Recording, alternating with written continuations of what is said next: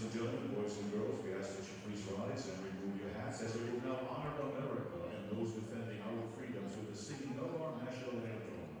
Performing the anthem this evening, please welcome Detective Andrea Saunders.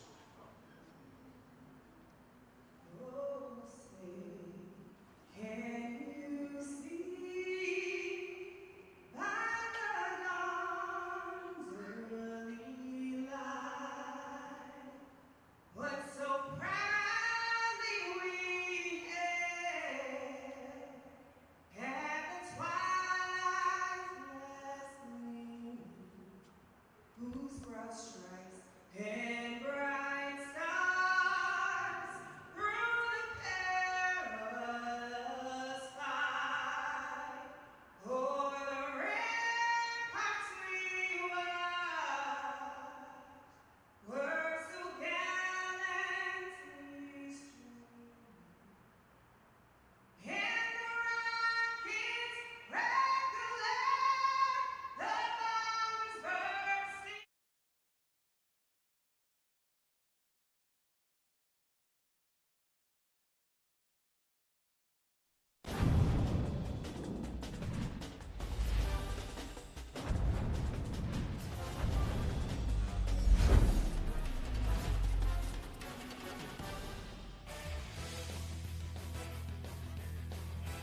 From Dunkin' Donuts Park in Hartford, it's the opening game of a weekend series between the Wichita State Shockers and the Yukon Huskies. Wichita State trying to get back into their winning ways. They've got such a proud tradition, but things have not gone well for them lately. The Yukon Huskies would love to get Mason Fioli going here on Friday evening. Good afternoon, everyone. Thanks for joining our coverage on the American Digital Network. Alongside the coach, Ty Neal, I'm Brendan Gulick. We've got a Wichita State team coach that comes in, and look, they've hit some bumpy road of late, trying to get things moving back in the right direction after they've lost 12 of 14. Well, being on the road, get to play in a beautiful professional ballpark, and they get to hit first. They're an offensive club. They get to hit first. They're going to see a good fastball, a good competitor, and like to see Jordan Boyer get them going. Well, I can't wait to see what Boyer's going to get done. He is easily the engine that makes them go offensively. Let's take a look at some of our keys. First, for Wichita State, they've got to get a quality start, I would think, from Eddie if they want a chance to win. Yeah, they're looking for a spark right now, and an offensive club is as crazy as it sounds, a little cliche, but they need to get a spark on the bump. They need to get a good quality start out of Eddie and get that offense back in the batter's box and let them hit. Try to make UConn uncomfortable early on. On the other side, boy, when Fioli is good, he's really good. Yeah, I fortunately got to see it a few years ago, his freshman year, but he's a prospect. He's tested. He's put up good numbers. He's been there, done that. I'm excited to watch him. Well, there's more than just Fioli to this UConn team, but it kind of starts and finishes with him. Let's look at Jordan Boyer. Offensively, one of the best hitters in the conference, and frankly, one of the hottest hitters in the country. Yeah, they've got him in the leadoff spot tonight. Little spark there. He's a veteran player. He plays in the middle of the field, so they need a big night for him. It's Friday night. It's going to be a good pitching matchup. Need something out of that leadoff guy. Find a way to get him on the base. Wichita State's had no problem manufacturing runs, but the big inning has hurt them this year. They've got to try to get to Mason Fioli early in the game. UConn needs him to get on a roll. Yeah, it all starts on the mound. It starts on the mound with Fioli, not just Fioli, but Eddie. American Athletic Conference is a great conference, great pitching, good Friday night matchup here. Fioli's got a chance to dominate. My key for him, my advice for him, if he's listening, one pitch at a time and trying to control what's in front of him. When he's able to get out there and let it eat, he is pretty darn good. The weather looks like it's going to cooperate. No rain in the forecast until almost 11 o'clock this evening. Come on back for first pitch on the American Digital Network.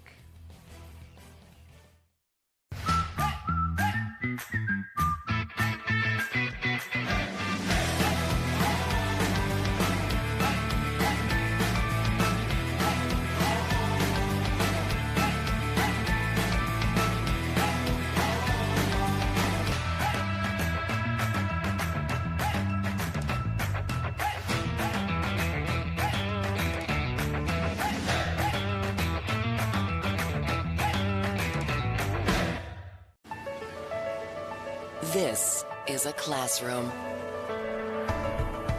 This is a lab.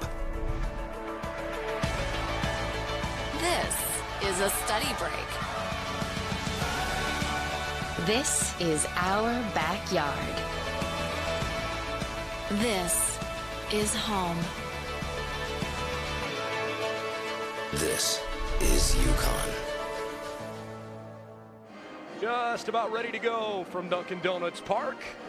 Mason Fioli takes the bump, tries to give the Yukon Huskies the start they're looking for. And for more on Mason, we go down to Jenna Kowalski.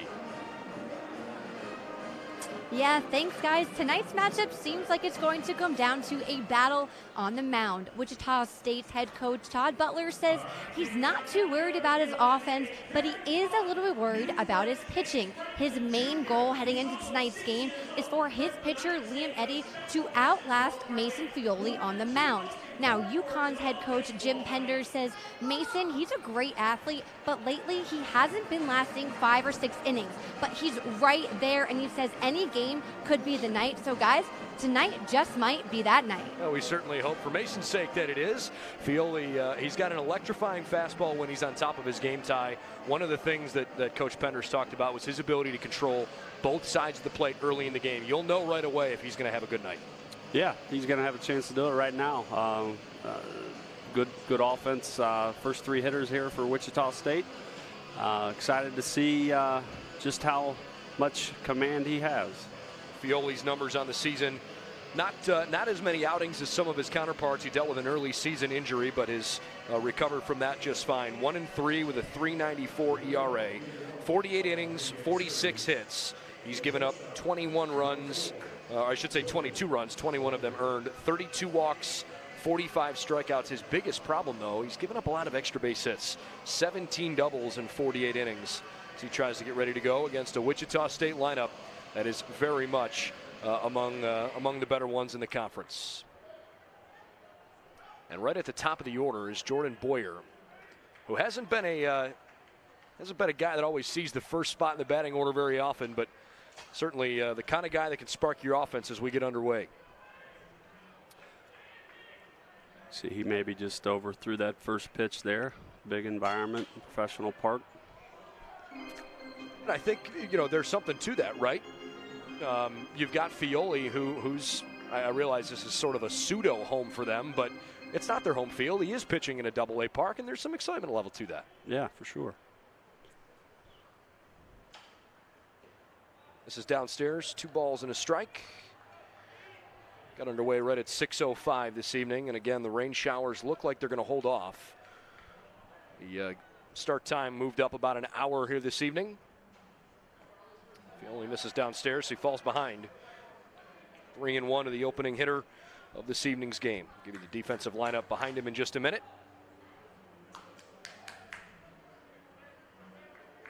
Awfully wide stance from Boyer. And he takes a good pitch. Right there, hits the outside corner.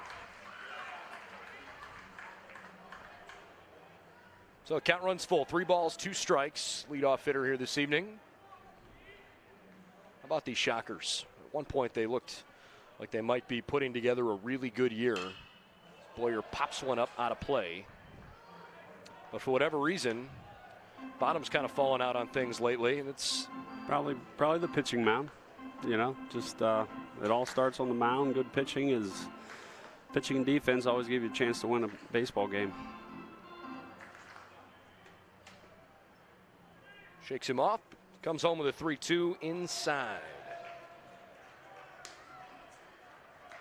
So a leadoff walk, not really what Fioli had in mind, but Wichita State will take it. They get a leadoff runner aboard. Jacob Catsby comes to the plate. Number 8, Jacob Catsby. Catsby 286 on the year and one of only a couple of left-handed bats in the lineup for Todd Butler. Interesting here, as a former left-handed pitcher, sometimes a left-hander in a box, you kind of got to change who you are.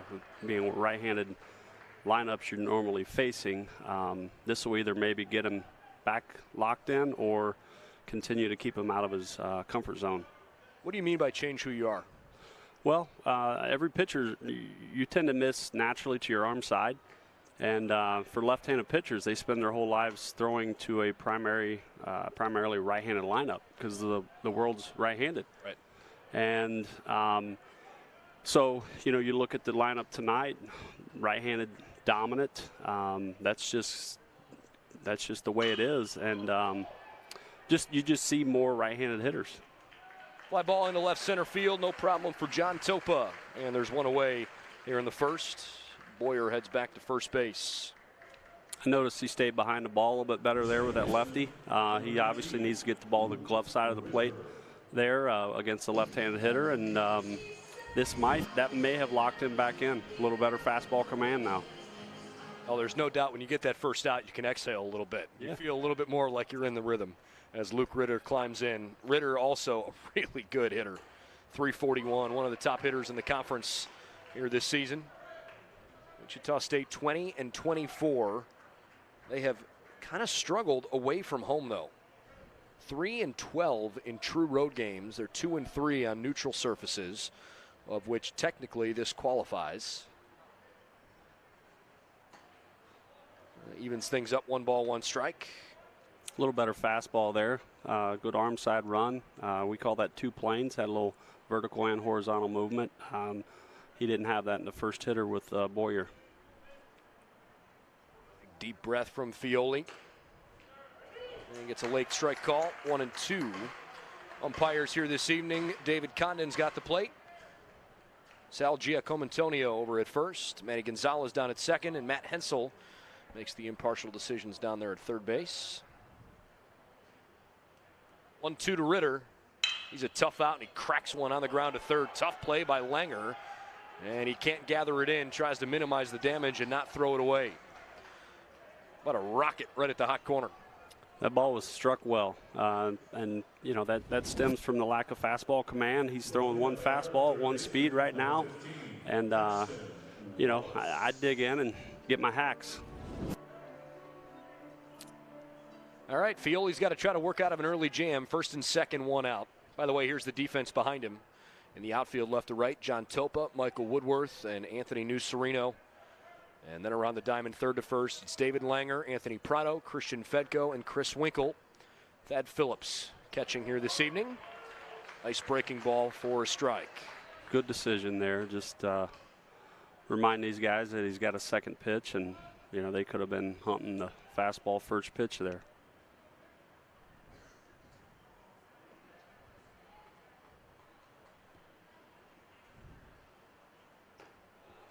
Well, he tries to flick another one over, misses tall, so it's 1 ball, 1 strike.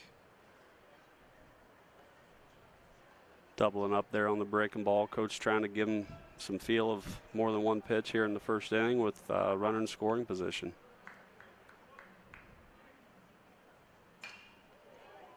Fouls 1 out. Ball and 2 strikes. First and second, 1 out in the top of the first inning. If you're maybe not a Yukon fan and you're watching thinking, boy, that looks like a nice facility. It's the AA home of the Hartford Yard Goats in the Eastern League. And actually the ballpark is pretty new. It's the 3rd year that Yard Goats have played in downtown Hartford. Big heavy breaking ball swings right over the top of it. And the cleanup man goes down on strikes. 2 gone in the first. Yeah, that after he executed that 1-1 fastball on the outer part of the plate, good 2-seam fastball. After he executed that pitch, 1-2 count, he could pretty much throw him anything after that with how good his stuff is. Now, there's no doubt Fioli is going to pitch off his fastball breaking ball more often than not. He's got a changeup, but I think that's probably of his pitches the one that's still the work in progress. Takes a little time here behind the hill. Yeah, he will. He'll get a lot of time in professional baseball to develop that third pitch. Young, talented arms like this, they'll probably send them to A ball or high A and let them start them and let them put the focus on pitch development versus winning. There's 2 outs here in the first inning. And he flicks one well outside to Hunter Gibson. 1 ball, no strikes. Gibson 260 on the year.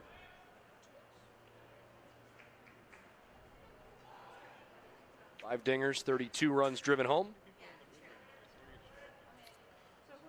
1-0 pitch. Swing and a miss. Blew it right by him. Oh, you know what? I think they may have said that it wasn't a strikeout to. Yeah, they brought him back. Yep. Okay. Ended up getting Apologize, I didn't catch that. Got a little wood on it.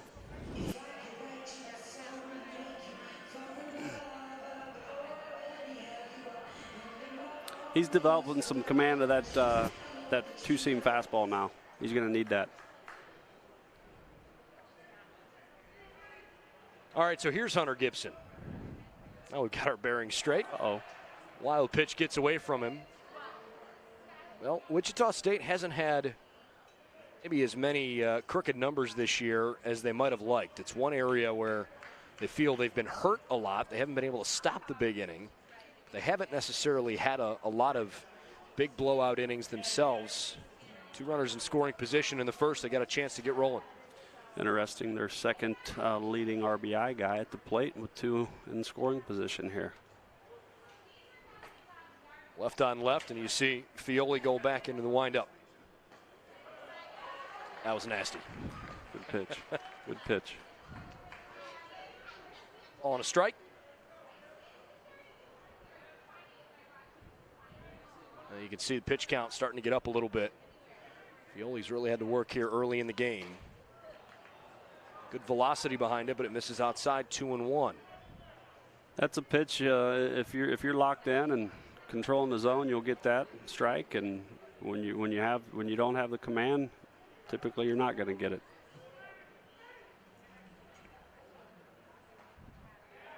That one just dots the outside corner. I think it may have crossed up Thad Phillips a little bit. He was expecting it to go the other way.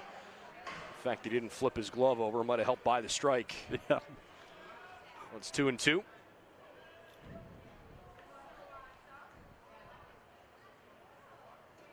Wow, great pitch by Fioli, and he works his way out of the jam.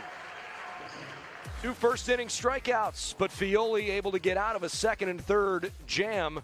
We're in the middle of the first. UConn comes to bat when we come back on the American Digital Network. More than 7,000 student athletes rising to become champions in 22 different sports at 13 esteemed institutions across 11 states. 360,000 students and 2.6 million alumni rise up in celebration of a Power 6 conference known as the American, powered by determination.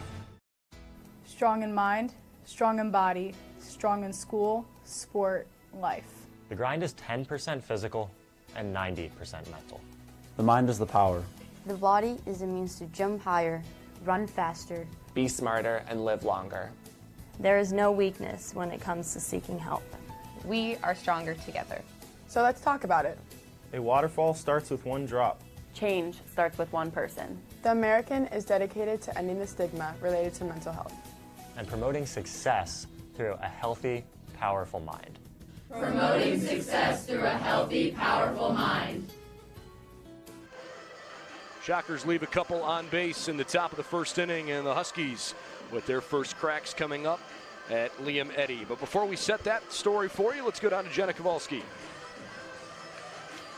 Yeah, hey guys, so this early season for the Huskies, they had a super tough schedule. They played Louisville 3 times, Texas State, Coastal Carolina, all confidence builders, getting them for this conference series. Coach says they actually do play better on the road, and even though they're technically home tonight, they still had to get on a bus to get here, which kind of makes it feel like an away game, which actually might be a good thing for them. Yeah, I don't think anybody in America has traveled more than UConn, and I actually don't say that tongue-in-cheek. I mean, they're closing in on 23,000 miles already this year, having played a lot of tough games, let alone tough competition, but long way from home outside of league play. That one rode up and in. I think it caught John Topa cleanly, and he's going to be awarded first base. More on UConn in a second, but the good news is Topa looks like he's all right.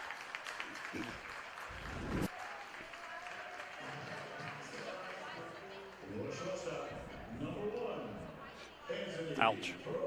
Yeah, that's kind of where I'm at. Finger's still attached, but other than that, probably didn't feel too good. Well, you got your leadoff guy on the sack. That's what you wanted. Not necessarily the way you wanted it, but if you're Topa. Any way you can. Any way you can. All right, so he'll get an extra second to make sure that he gets his wits about him. Meanwhile, Liam Eddy has a big opportunity tonight for Wichita State. This is a Shockers team that dropped a tough game in the midweek. Really felt like they had a chance to beat Kansas State, but got hurt by a late grand slam and ended up dropping it 7-2. Things just haven't gone their way lately. Eddy misses downstairs to Anthony Prado, 1 ball, no strikes. Eddy on the season 4-5, makes his 7th start, 13th appearance, got a 4.94 ERA. He's been a little erratic at times. Jenna touched on it a few different times. Wichita State really needs him to give them some length.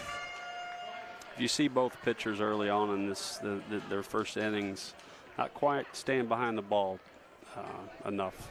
A little amped up, a little extra adrenaline. Friday night, kind of pulling off the ball just a little bit. 2-0 pitch. Downstairs 3-0, and Eddy is yet to throw a strike. So he hits Topa, and Prado is in the driver's seat here, 3-0. Wouldn't doubt if Coach has him take twice here. Ball 4. So a leadoff hit batter followed by a walk. And the Wichita State defense is all of a sudden kind of in a tough spot, and they're wasting no time and having a conversation on the hill. Situation here, you got your 3-hole guy up. This guy's struggling with his command. You got 2 choices here with your plan. Do you go up hunting dead red fastball first pitch, or do you keep seeing until he throws a strike? I've seen it both ways. First inning, some clubs like to let it play out, but if you come out swinging, you do run the risk of hitting into a double play and shifting the momentum a little bit here. Wichita State having dropped 12 of their last 14 games. And they were just in Cincinnati last weekend, were swept by the Bearcats after taking 2 out of 3 from UCF in conference the week before. They were also swept by Houston, and they played 3 games in 2 days against Tulane and dropped 2 out of 3 against the Green Wave. They did win a conference series, Wichita State did, against Memphis. That was back in late March. First pitch home, in there for a called strike to Michael Woodworth. 0-1. This young man drew a lot of praise from Jim Penders, and Coach Penders basically said, look, this is kind of the guy we're hanging our hat on offensively right now.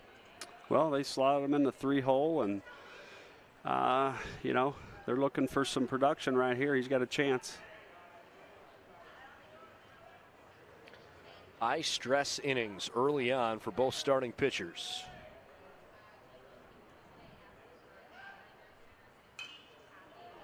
Fouled away, 0-2.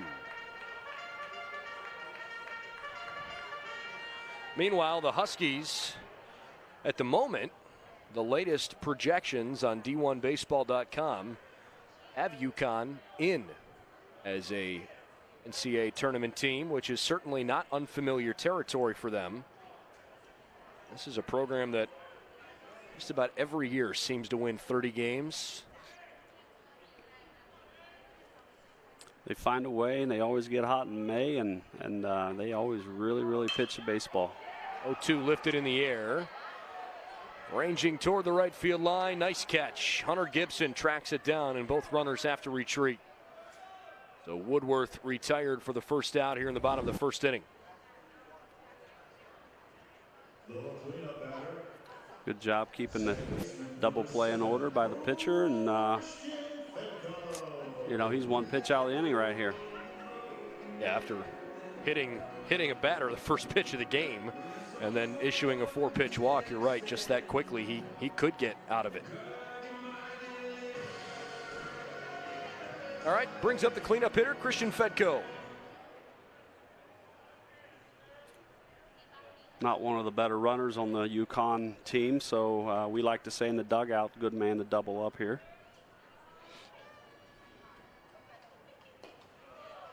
Big sweeping breaking ball missed outside to Fedko. 1 ball, no strikes. 267 on the year for Christian. 12 doubles, 3 homers, 35 runs driven home. This is their RBI guy, their leading RBI guy. Well, and getting spots like this early in the game, you really hope that you can try to strike first. A good guy to do it. Bends across the plate. 2 balls and no strikes. You know, I've heard some coaches say it's obviously important to try and score first, but it's in some minds more important actually who scores next. Yeah. Whether you're extending that lead or hey, you know, we're right back in this thing. Agree? Disagree? Yeah. Well, you want to go out and you give up a run, and then you get back out in the dugout. You get into the dugout and hit, and you get to score again. You either even it up or, you know, it's definitely want to be the last team to score. Usually the last team to score has the last laugh. 2 on, 1 out, bottom of the first. Fedko hits one 2 miles in the air, but out of play. Came out of his shoes on that one. He was sitting just enough velo and elevation. Didn't quite catch up to it. By the way, the outfield from left to right, David Van Voren, Jacob Katzvey, and Hunter Gibson. Around the diamond, third to first, Paxton Wallace, Jordan Boyer, Luke Ritter, and Noah Croft. And Ross Cadena does the catching. 2-2, cut on and miss, strike 3. Eddie kind of gets away with an off-speed pitch that was elevated a bit. And now there's 2 down here in the home half of the first inning. Good pitch selection there. He showed the pitch before it. He liked the elevated fastball. Good job going back to it. Sometimes the game will tell you what you need to know. Here's Christian's brother, Kyler Fedko, who's DHing here this evening. 2 on, 2 out, takes a called strike. Trying to establish that breaking ball early. There's head coach Jim Penders, that third base coach's box. He has a pretty impressive resume. A guy that, quite frankly, has earned that resume. He's one of the more well-respected head coaches in the country. And time called right as Eddie was starting to deliver that pitch. Part of the reason, Ty, is because he's kept his staff together, and when you've got a group that is always pulling the rope in the same direction, it makes things a lot easier. Unbelievable human being, unbelievable mentor, baseball guy. His staff, Jeff, Josh, and Des, Chris Podeswa. Great group of guys, very loyal to him. He's very loyal to them, and they've got it going. Fouled it away, and Fedko's down in the count, no balls and 2 strikes. Jim Penders told us this week, you never really know what you're going to have until it's May anyways. You just try to grind it out and get to this point in the year. 27-18, they've had a good season. I wouldn't say it's been a great season. I think they're still looking for some things, but they did win the conference tournament a couple years ago. Good tradition up in the Northeast. 0-2 on the ground towards short. And they go the short route, Boyer to Ritter, inning over. So both teams have a little bit of a first inning threat, but neither team able to push a run across. Both pitchers can exhale. 1 inning in the books in Hartford. We'll be back just a minute. 2nd inning on the American Digital Network.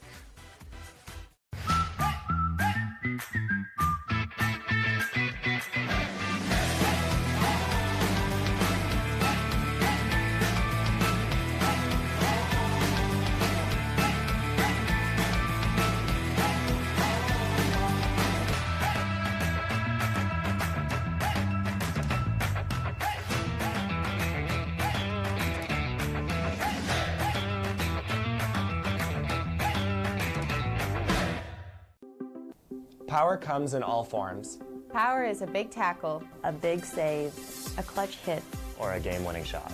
Power is also standing up for what is right. There is power in the sportsmanship that is displayed across the American. Power is respecting opponents, Officials. student athletes, Coaches and team representatives. Power is not tolerating racial or ethnic comments. Profanities or other improper actions while at the game. The American. Power for life. The American, power for life. The American. Power for life.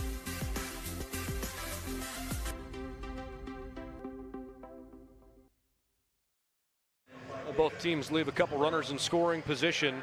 I should say a couple runners on base, one runner in scoring position in their first innings, but neither offense able to push a runner across. And so we move to the second, where Wichita State sends 6, 7, 8 to the plate. Noah Croft, Ross Cadena, and Mason O'Brien against that young man right there, Mason Fioli. Zips one in there for a called strike. Good start to the inning.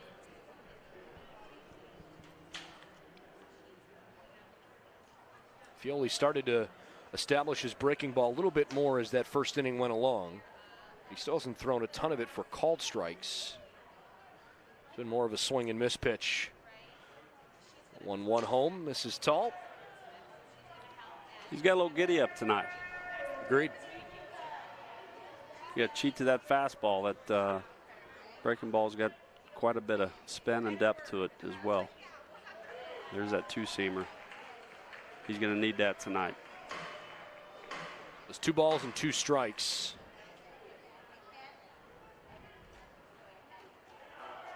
Wow. Good pitch. Just missed the plate. Count runs full. Frankly, it was probably too good.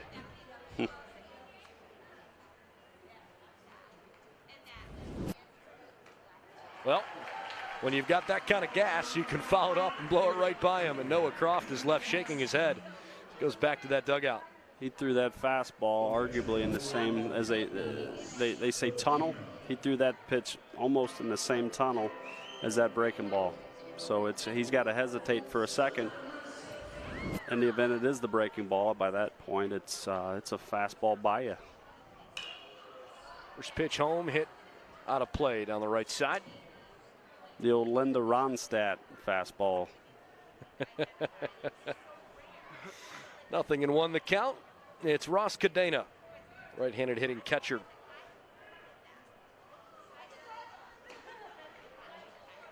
I guess it just misses the zone. 1 ball, 1 strike.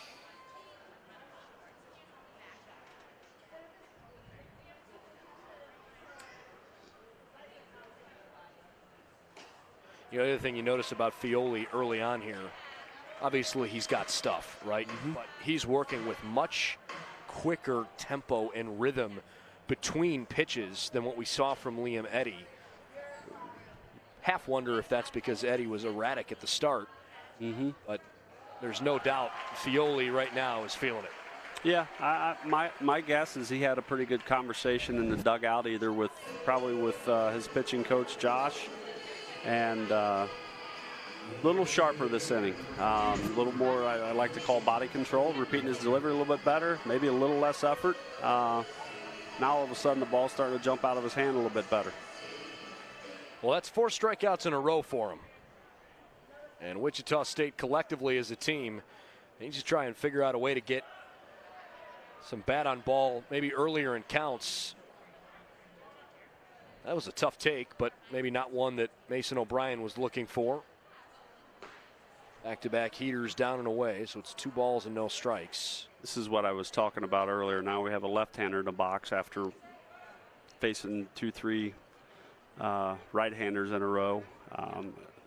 Just out of his comfort zone a little bit. Now he's got to get to the other side of the plate with his fastball, and because we all, as pitchers, we like to get to that fastball, locate that fastball away to any hitter, and he's trying to get to the glove side here, and he hasn't been having to do that.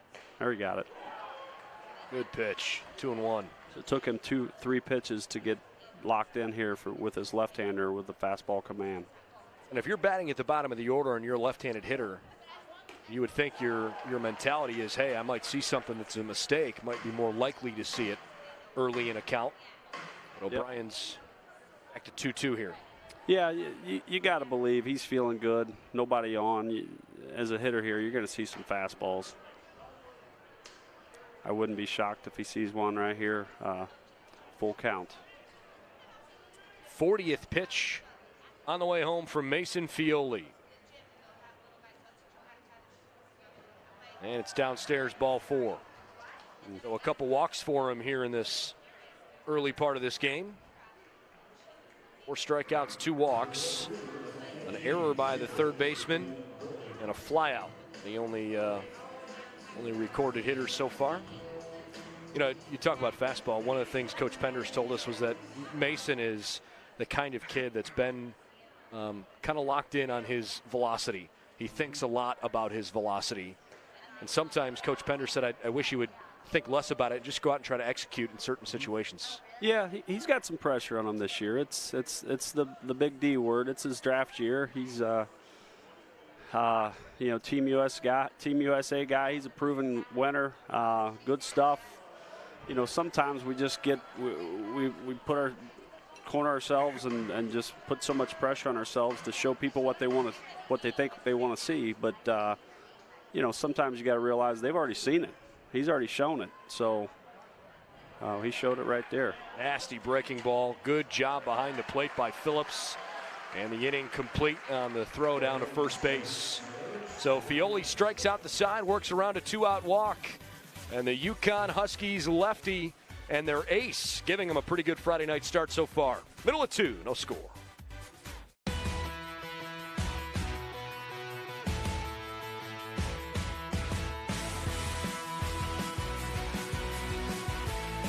Bernie scores! 3 strikeouts in a row. Dominance for a 4th straight year. Plato from 30! Unbelievable! And be able to celebrate this type of championship. There's the record breaker. They are the champions of the American. This is a classroom. This is a lab. This is a study break. This is our backyard. This is home. This is Yukon. Middle of the second inning, and the Yukon Huskies getting ready to come to the plate for the second time against Liam Eddy, who was certainly more erratic than he would have wanted at the top of the first inning, but was able to work out of it. And Wichita State still very much in the thick of things here as Yukon comes to the plate. Join us a little late. I'm Brendan Gulick along with Coach Ty Neal. And Jenna Kowalski is roaming Dunkin' Donuts Park for us. Anthony Nucerino, Thad Phillips, and David Langer, 6, 7, 8, due up for the Huskies. These are 2 teams that are not just battle-tested this year, but battle-tested programs. I mean, they are never afraid to schedule some difficult non-conference teams. We talked about UConn and their travels. How about Wichita State and some of the teams that they've played over the years? I mean, they have literally never shied away from anybody. No, it's they're kind of in the heart of the country there, and you know they're surrounded by arguably in Big 12 country, and you know Oklahoma and Oklahoma State, Kansas State, Texas. Their southern trips are to some pretty good baseball opportunities. Todd Butler has done a fabulous job with Wichita State. And in their first year in the league, maybe they struggled a little bit because it was certainly an increase in the competition they were going to see in their own conference. But it wasn't like they hadn't played a lot of these schools before. In fact, Todd Butler was quite specific in his compliments of the way Jim Penders runs his program. He said, you know, we played them in non-league play a few years ago because when you play UConn, it's all business. There's no riffraff. There's nothing goofy. They play good, clean, hard baseball. And from one baseball guy to another, I think Todd really appreciated that. It's refreshing. It's refreshing when you play UConn or you get to see them play or you get to see what we're witnessing right now. They keep everything in their dugout. They're not in it to show anyone up. They play with an edge. They play the right way. They play hard. They've got some scrap to them. They've got emotions. It's good. It's good for the game. Soft ground ball hit toward Croft, and he'll take it himself. One gone here in the second. Competing against these two programs just over the years and my time in college baseball. You know, we were down, I was at Indiana playing UConn. It was the Big East Big Ten Challenge down in Tampa, and George Springer hit the furthest, possibly the furthest college home run I've ever seen hit off of us. So that's saying something. Yeah, yep. But he got around the bases the right way, you know, going back to how Coach Penders does things. And these guys, they're super talented year after year, but he hit his home run, he put his head down, he tried around the bases. A one pitch misses outside, 1 ball, 1 strike. I noticed the win-loss record for Wichita. You referenced it earlier at home. Unbelievable park there in Wichita. Obviously, they kind of call it the house that Gene built. Coach Stevenson, the legend in college baseball, and I spent 3 years in the Valley with Southern Illinois, and we'd go out there and play a conference tournament or a 3-game series, and you got 10,000 people yelling at you. Quite the. I've not been there in a few years, but quite the environment out there in Wichita. They absolutely love their baseball, and they've got a program they can be awfully proud of, no doubt about that. 2-1 home. I guess it misses a little low. 3 balls and a strike. Thad Phillips at the plate. Only 246 on the year. It's just his 29th game of the 45 the team has played. And the 3-1 is tagged in the air. Pretty well hit out to right. Long run on the track. Gibson hauls it in. He dropped the ball, but that was well after the fact. It's just a long, dramatic flyout. Out in the scorebook. No, good swing, good wood there. You know, I think the big question is, you know, how well is the ball going to travel, you know, in this yard, and I think that ball carried a little bit. You could see the flags out in left center field, waving around a little bit. There they are, top of your picture. A little bit of a breeze blowing out, but nothing crazy as David Langer takes down low. 1 ball, no strikes.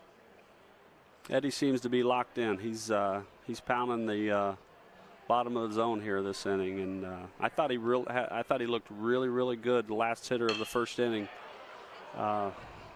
executing the first pitch breaking ball, fastball, and ground ball on the 0-2 breaking ball, and he brought it out in the second inning as well. Good to see. Wallace picks it off his shoe tops. That'll end the inning. No score after 2 here on the American Digital Network. More than 7,000 student athletes rising to become champions in 22 different sports at 13 esteemed institutions across 11 states. 360,000 students and 2.6 million alumni rise up in celebration of a Power 6 conference known as the American, powered by determination. Strong in mind, strong in body, strong in school, sport, life. The grind is 10% physical and 90% mental. The mind is the power. The body is the means to jump higher, run faster, Be smarter and live longer. There is no weakness when it comes to seeking help. We are stronger together. So let's talk about it. A waterfall starts with 1 drop. Change starts with 1 person. The American is dedicated to ending the stigma related to mental health and promoting success through a healthy, powerful mind. Promoting success through a healthy, powerful mind. Top of the third between the Huskies and Wichita State. Got a whole bunch of beards going on here. I don't know if I could really grow a beard that long. I certainly wouldn't look good, but I really don't know if I'm capable. Well, you live out in the Northeast, sometimes you may not have an option, you know. Okay. Stay warm. weekend series between these two getting underway tonight. Things having to be altered a little bit because of the impending bad weather, but we shouldn't have any issues today. There's supposed to be a ton of rain on Sunday, and so a scheduled doubleheader tomorrow. By the way, Jordan Boyer down on the count, no balls, 2 strikes. Doubleheader tomorrow starts at 11:30 at Dunkin' Donuts Park. Dips below the zone. Good 0-2 pitch there. What are you seeing from Fioli so far here? Why was he so much better in that second inning than he was early? Just better fastball command. Just maybe getting the first inning jitters out, better body control. His stuff is so good. He doesn't have to. You always say, man, you're trying too hard. You don't have to try hard. You need to be Mason, and your stuff is your prospect. Boyer tags one high and fairly deep to left, but stays in the yard for Topa to put him away. Yeah, he's established himself. He's one of the top prospects in the country. He's won. You'd like for him to just go out and compete. Be who you are. Control what you can control. Be efficient in the zone, and that's plenty good enough. There you go. First pitch swinging. Jacob Catsby lifts one way up in the sky in the infield. No problem for Anthony Prado. And a quick out. All of a sudden, 2 gone here in the third. One of the things Wichita State, at this point, it may be a little bit more moot in the season. They had so many guys drafted last year, right? So, you're talking about a pretty major overhaul in terms of their starting lineup each and every day. And I think that's been part of their offensive struggles, is that, they've had guys that maybe didn't have some regular at-bats last year. Yeah, it's a little bit of a, you hate to call it, but not for the team, but for a lot of the players, it's more of a kind of a development year. Getting some games under their belt, some ABs, some innings, and the tough part is you need to help. You need to win. You need to find ways to win, and you got to have some patience, but you got to try and find a way to get better every single day. That's always the challenge. You hear it more in minor league baseball, the balance between development and winning. And some guys sit on one side of the fence, some on the other. And then some will tell you, are we really developing if we're not winning? Correct. Yep. At the end of the day, they're going to need them to win when something's on the line, a championship, ultimately potentially a World Series. So, yeah, you need some fire there. You need to develop with the competitive spirit, the competitive edge.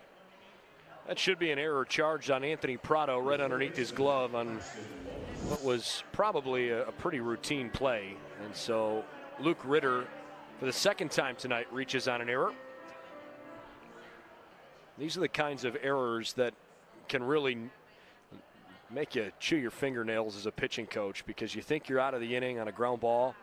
All of a sudden now all of this is gravy for an offense, and both of these staffs are so keen tonight on trying to get length from their starters here Friday night of the series. Yeah, I think it's a product. He's thrown a lot of pitches, and you look at the 2 errors on the Yukon that the infield has seen, and sometimes you get a pitcher up there throwing a lot of pitches. The defense is not ready. They're ready, but they're not ready. They're a little flat-footed. I would, that error there is a product of that shortstop probably, just wasn't quite ready. Got caught watching a bunch of pitches. 3 fastballs right by him, and Mason Fioli makes quick work picking up his shortstop. Middle of the third, Fioli's locked in. He's got 5 Ks already on the American Digital Network.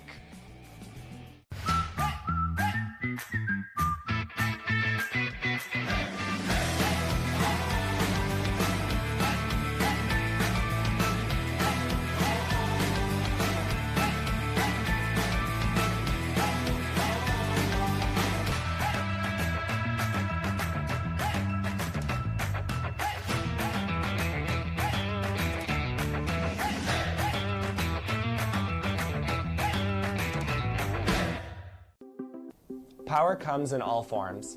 Power is a big tackle, A big save. A clutch hit. Or a game-winning shot. Power is also standing up for what is right. There is power in the sportsmanship that is displayed across the American. Power is respecting opponents, Officials, student athletes, Coaches and team representatives. power is not tolerating racial or ethnic comments. Profanities or other improper actions while at the game. The American. power for life. The American, power for life. The American. Power for life.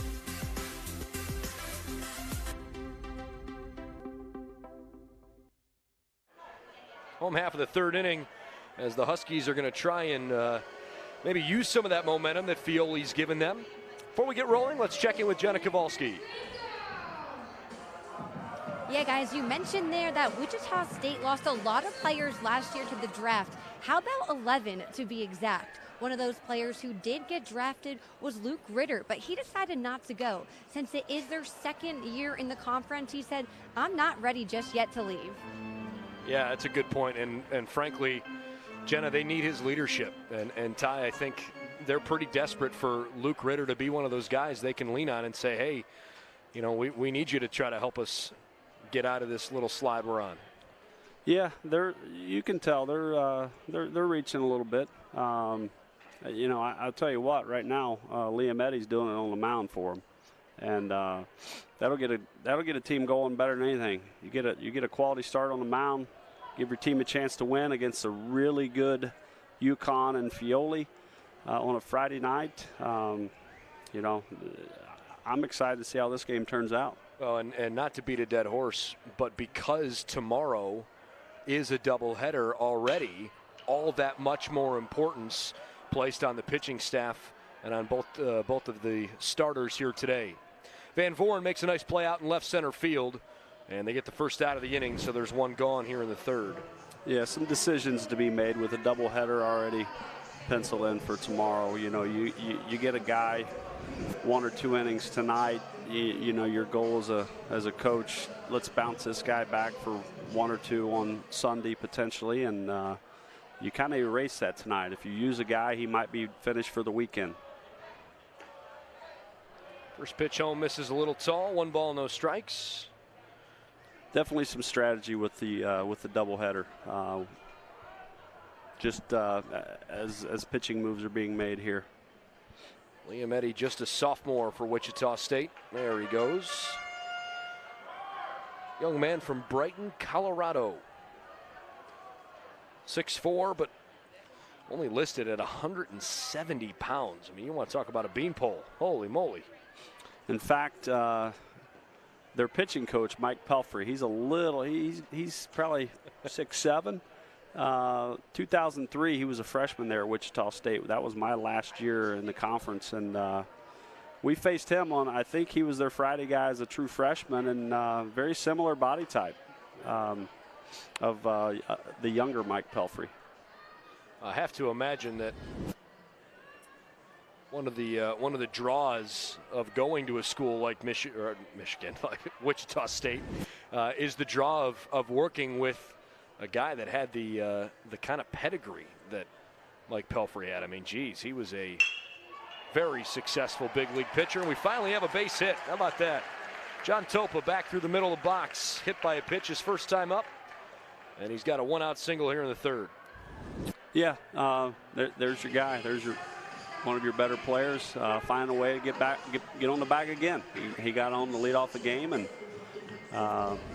you know, you want your veteran players to make plays, is what they say. Good job there. Comes Anthony Prado, walked on 4 pitches in his first at bat. Prado's a tough hitter. First one misses the zone. This is a young man that definitely has the had the attention of Todd Butler. He's got a whole bunch of multi-hit games, including a 3-for-5 game last time out with a couple doubles and 3 runs scored. 1-0 pitch is tagged in the air pretty well towards center field. Down for a base hit. Topa on his way to third. He's going to try to score, and the relay won't come home. Oh, he put the brakes on.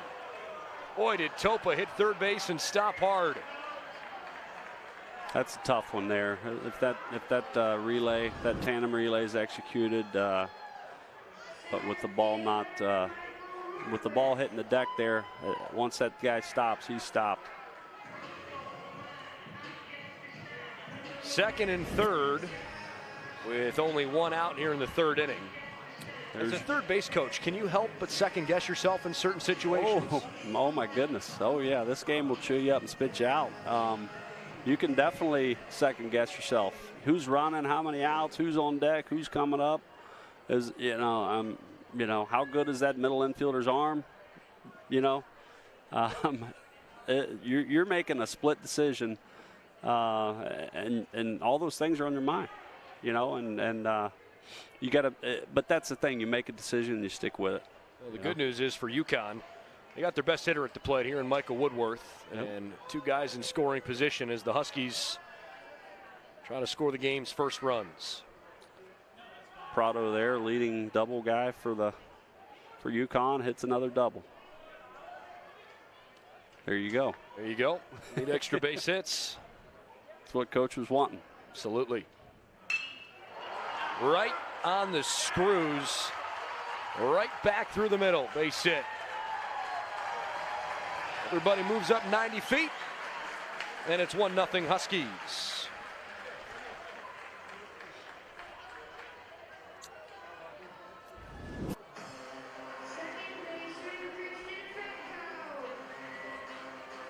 Bit of a tough read there for that runner at second. Obviously the one thing you can't have there is to get doubled off, but you also want to try and find a way to score there. Looks like he did not get the greatest read on that ball. Maybe didn't notice the top spin, and anyway. Oh, UConn happy to strike first, and the RBI for Woodworth, his 33rd of the season. Puts him in a tie for second place on the team. So now there's runners on the corners with only one out for Christian Fedko. Huskies strike first this evening. Good pitch by Eddie coming back and hitting the outside corner, not just sort of throwing a get-me-over fastball. 0-1. UConn starting to elevate Eddie here. He needs to find a way to get the ball on the deck here and get a double play ball and get out of this inning. That should be his mindset right now.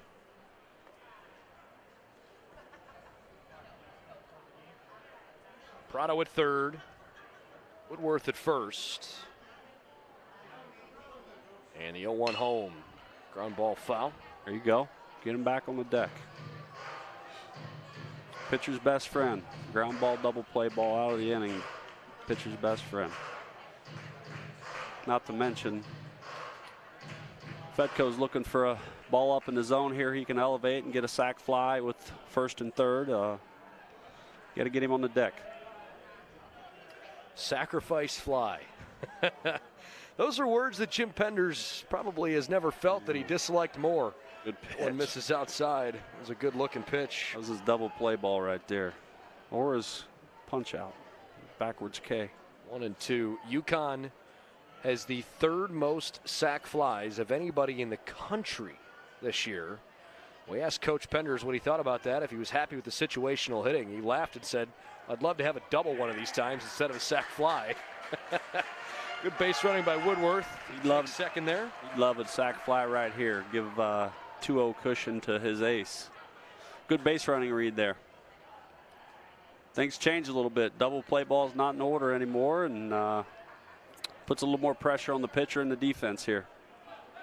Prado at third, Woodworth at second. Looks like they've got the infield in. 2-2 is hit way up in the air. Third base side, that's not going to get it done. Paxton Wallace makes the put out. Just with the infield in there, only the third inning. Infield in when that's how this game can chew you up. You're facing Fioli. That's telling you that Coach Butler thinks that if we give up another run here, we may not have a chance to win this game. I mean, he's already thinking that. because you're sacrificing when you pull the infield in. You're technically giving up 2 runs on a single there, or giving up a single that's not there traditionally. Decreasing the infielder's range, but he's banking on this being a very low-scoring game by having the infield in. 1 ball, no strikes, 2 outs. Let's go down to Jenna. Hey guys, well, coming into this game, Coach Butler actually said he was worried about Anthony Prado, who, as we saw, just got the Huskies offense ignited. He actually called him a hockey baseball player, meaning he's extremely tough both mentally and physically. Coach Penders told me he has that coach intuition on the field, which makes him a heck of a player. Well, there's no doubt Prado's been the key that ignites this offense a lot throughout the course of the year. He and Woodworth in particular. When you got guys like that, Coach, I don't need to preach it to you. You want to be solid up the middle. You need to have a catcher you can count on. You need middle infielders you can rely on, and a center fielder who runs the outfield. And when you've got guys like Prado and Woodworth, usually you feel pretty good about your chances. Yeah, not just with the defensive stuff, but they're in those central positions for a reason, because they've got some leadership qualities to them as young men as well. So kind of getting the whole package there when you get some with those guys up the middle. Counts 2-1 on Kyler Fedko, who grounded out his first time up. 2 guys in scoring position here. This would be big for Eddie if he can get out and only give up 1 run. Good sweeping breaking ball. 2 balls, 2 strikes. Notice he had gotten away from that breaking ball a little bit. I don't know if that was because they didn't think he had the feel of it, or they didn't think it was a good ground ball pitch. I'm not sure, but it's good to see him settle in with it there. 1 run already on 3 hits this inning.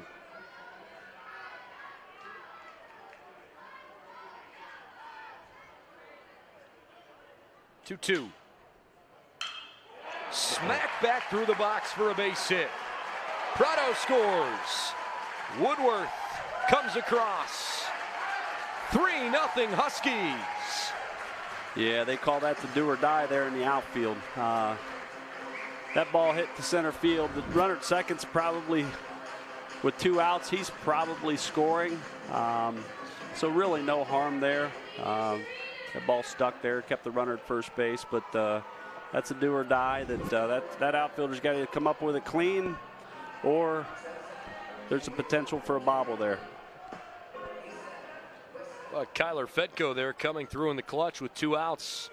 RBIs 15 and 16 for him on the season, and he delivers in a big way as New Sereno takes inside for a ball. And just to go back to your point, when UConn ever finishes this inning, now Fioli goes out there with a ton of confidence and a 3-0 lead. Yeah, you go back to, all right, man, let's pitch with a lead, they say. And no matter how often we say that as a coach and as a former pitcher myself, sometimes that's when it's the hardest to pitch. Hey, just go out there and pitch with a lead. No big deal. Just go out and pitch. Well, what do you mean? You just keep doing what you're doing, So sometimes we put a little extra pressure. We either relax, we get too, we'll see. But look for him to have an efficient top of the 4th. And, he needs to find a way to eat up some innings in this game, especially with the lead right now. I used to always laugh when I would hear guys talk about mound visits with their pitching coach, or maybe they're having trouble finding their spots. Coach would come out and say, hey, just throw strikes. Well, no kidding. I'm trying. Yep. Everybody in the park's yelling at you. That's when it gets a little bit tougher sometimes. Sereno takes a 4-pitch walk. Kyler Fedko down to second. Now there's 2 on with 2 outs. 3-0 Huskies. 8th batter of the inning is Thad Phillips. Phillips flew out to right field last time up. Huskies are hoping to really blow this open, and again, it's worth repeating, this has been the biggest issue all season for Wichita State. They have been hurt by crooked numbers an awful lot. Yeah, he's lost his confidence here. Interesting, Phillips was the I thought the first good wood that they got that UConn had on him. So we got some runners on base and pitcher that lost his mojo a little bit. Let's see what happens here. That's 6 straight that have missed the zone now. 2 balls and no strikes to Phillips. By the way, just another note on Prado. We talked about him a little bit earlier, but just reached 200 career hits in their midweek game against Central Connecticut State. 21st Husky all-time to get to that mark.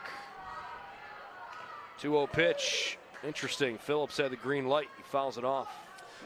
Yeah, chance to Coach Pender's, wanting that big double. Good chance to get it right there. Turn your hitter loose. 2-0. Pitchers lost a little confidence. Good job swinging there, being aggressive. I like what Coach Butler's doing here, though, whether we realize it or not. This inning right here, he's asking Liam Eddy to, hey, it's time to figure it out right here. Time to find a way to we find a way to get out of this inning. And they haven't taken a mound visit. I think this is a little bit of an environment on the road. Find a way to get out of this inning. This is a program development inning for Eddy. Well, he induces the ground ball right back to himself. Inning over. But 3 runs on 4 hits for the Huskies. And through 3, they've got a 3-0 lead out in Hartford.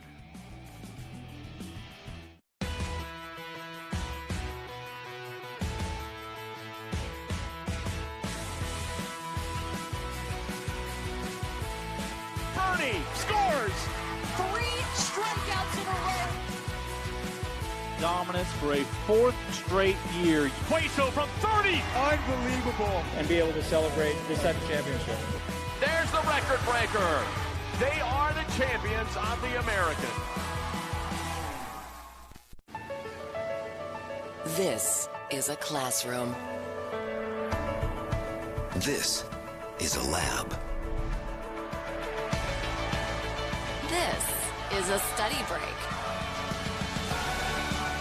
This is our backyard.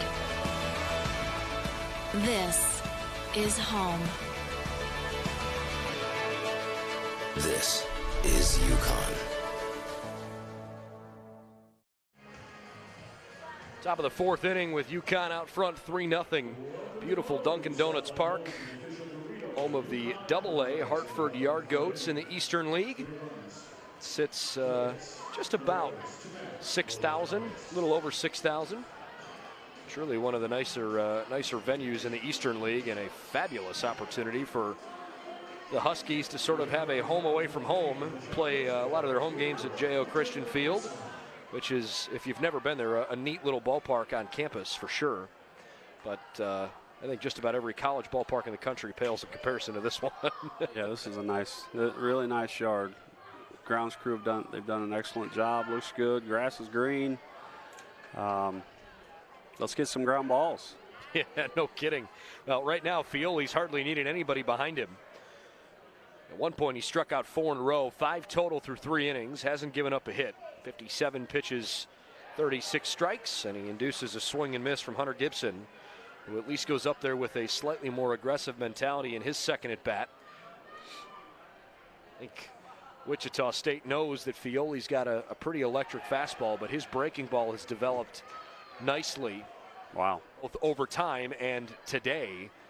And he's got a lot of these shockers guessing. That's a tough pitch there. He's got him cheating on that fastball middle end, a little late life. He's got to cheat to it, and then that breaking ball. You don't see many good true curveballs like that anymore, anywhere in the game. Well, when you can blow it by a guy at 90 plus from the left-hand side. The breaking ball is gravy at this stage of the game, but Fioli has, as we've referenced a couple of times, pretty high draft stock. Boy, that was a nasty spinner, but left it too high. Count runs full. Obviously, he's certainly trying to keep getting better because he wants to be a high draft pick. Yeah. Yep, he's left-handed. He can spin breaking ball, and he's got a good arm. He's got some intangibles there for sure. And not saying he hasn't worked his rear end off, but definitely some intangibles there as well. Strikeout number 6, Hunter Gibson has fanned twice. Base is empty, 1 out for Noah Croft. You know, the other thing that's helped him here these last couple of innings, on top of delivering strike 1 as the first pitch of the at-bat, he's getting the leadoff guy out and immediately putting himself in more favorable spots. In that first inning, that 2-seamer tails away from the first inning, he walked the leadoff hitter, and then an error on the third baseman, a wild pitch. All of a sudden, he's kind of put himself in a tough spot. Yep. A lot of pitches that first inning, but I think he's starting to settle in. I would argue he's starting this inning pitching with a lead. I think if they start getting, Coach Wichita starts to get some base runners on, again, you got a decision to make. You're chasing 3. Do we wait for a long ball and a big inning, or do we start trying to chip away now? And interesting choice for Coach if they start getting some base runners on. Well, Wichita State hasn't been a huge home run hitting team this year. One's fouled off at home plate. I mean, they've had their fair share here and there, but I'm not sure they're necessarily the kind of team that likes to wait on long balls. They've hit 31 homers as a group, plugged the gaps pretty well, 83 doubles. This one is popped up high, but playable for Winkle. And the first baseman makes the catch. 2 gone. Here comes Ross Cadena. I'd like to see, it probably would be Coach getting out of his comfort zone. Not necessarily the comfort zone, but just their style of play. I'd like to see one of these guys try and lay a bunt down. Let's see if Fioli can get off the bump and field his position. Third baseman we know is back. He's probably, relaxed. And put some pressure on him. Make him control the running game. Make him think about you as a base runner. Just, I don't know, because he's rolling right now. Well, one thing I have noticed, Wichita State's hitters have actively tried to slow him down. Long, slow walks to the batter's box, not climbing in the box quickly, adjusting their batting gloves, because as soon as he gets that sign, he is moving. Yeah, they're trying, but it's not happening. But that would be a great strategy. Coach gives a couple extra signs. Guy bends down, calls the timeout last second right before he goes into his motion. Just some gamesmanship things that were, they're within the rules that you can do to try and shift some momentum a little bit. So on the other side, as a viewer, everybody talks about they want baseball to be played faster. Yep. This might be your poster child. Yep, I love it. Yep. Count runs full. It's always funny. You got to play the game within the game. That's right. Obviously, Mason Fioli, one of another one of these guys that has gone to UConn and pitched and pitched and pitched and has had his draft stock skyrocket. When you think about some of the guys lately that have played at UConn and been drafted, it's a pretty impressive list. Some of the pitchers that have gone through the UConn program, I mean, even recently, Tim Cate and P.J. Poulin being drafted last year. Inside corner, strike 3 call. That was a beauty. We'll talk more UConn pitching next time Fioli comes back out on the hill. But right now, putting together one of his best outings of the year. Fioli and the Huskies are rolling. Middle of the 4th. More than 7,000 student athletes rising to become champions in 22 different sports at 13 esteemed institutions across 11 states. 360,000 students and 2.6 million alumni rise up in celebration of a Power 6 conference known as the American, powered by determination. Strong in mind, strong in body, strong in school, sport, life. The grind is 10% physical and 90% mental. The mind is the power. The body is a means to jump higher, run faster, be smarter, and live longer. There is no weakness when it comes to seeking help. We are stronger together. So let's talk about it. A waterfall starts with one drop. Change starts with one person. The American is dedicated to ending the stigma related to mental health and promoting success through a healthy, powerful mind. Promoting success through a healthy, powerful mind. Bottom of the fourth inning from Dunkin' Donuts Park in Hartford with the UConn Huskies way out front of Wichita State. 3-0 in the Friday night game of this weekend 3-game series. Games 2 and 3 are now both scheduled for tomorrow as part of a doubleheader. No game on Sunday because of some bad weather that's coming in. Wichita State, at one point, they had won 11 of 14 games. And then for whatever reason, the wheels have kind of fallen off, and maybe the mound was the biggest problem. But tonight, I think Liam Eddy is giving them a fairly good start. He's out there competing. First 2 innings looked good. The last inning, he got banged around a little bit. Langer, Winkle, that's Chris Winkle, by the way, and John Topa, top of the order, due up. Good pitch. I like what he's trying to do. He's trying to get back to what I was saying before. He's trying to keep the ball on the deck here. Just missed right there, down with his first 2 pitches. Ooh. 3 balls and no strikes, but you're right. I mean, those are all close misses, and they're not missing up in the zone.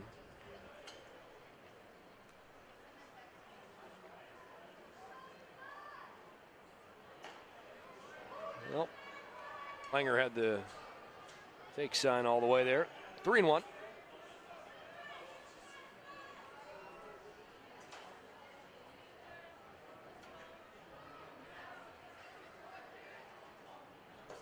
Good pitch. Full count. Battling back.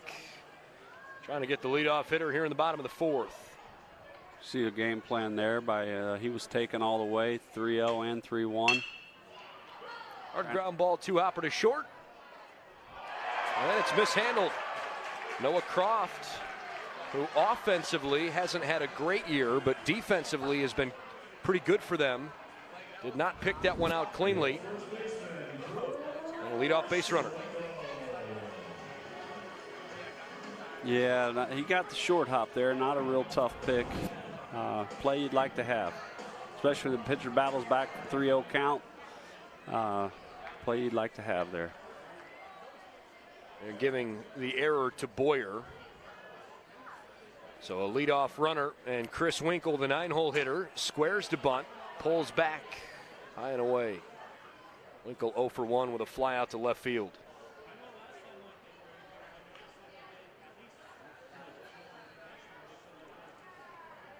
Well, that bunt was kind of what you were referring to last inning, although obviously for a different team.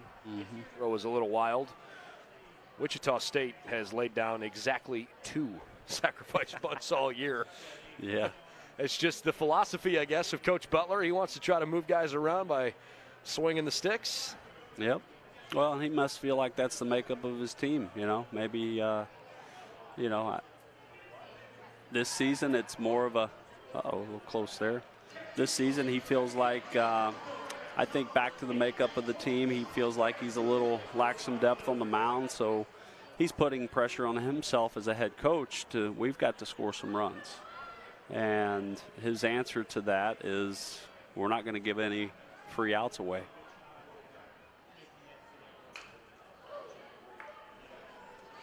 One and one to Chris Winkle. This is an interesting situation always for me as a guy that always tried, you know, to manage the game as a pitching guy. You've got a left-handed hitter here. This guy's second best pitch, Eddie's second best pitch is a breaking ball. Do we speed him? Do we potentially speed him up and let this left-handed hitter hook the ball into the 4-hole? And it looked like that was a kind of a tight slider cutter type pitch. So it's a decision to make when you're calling a game, when you're calling pitches. You we want to stay firm with this guy and try and get a ground ball where we're positioned, or do we want to? We don't want to flip too many off speeds in there. Typically, if we go off speed or if we go breaking ball, right on left breaking ball, we've got to get that breaking ball down. Where if there's any type of wood at all, he's only going to foul it off. It's a swing and a miss or a foul ball. Just with that 4-hole open there on the right side. There it was. Right on cue.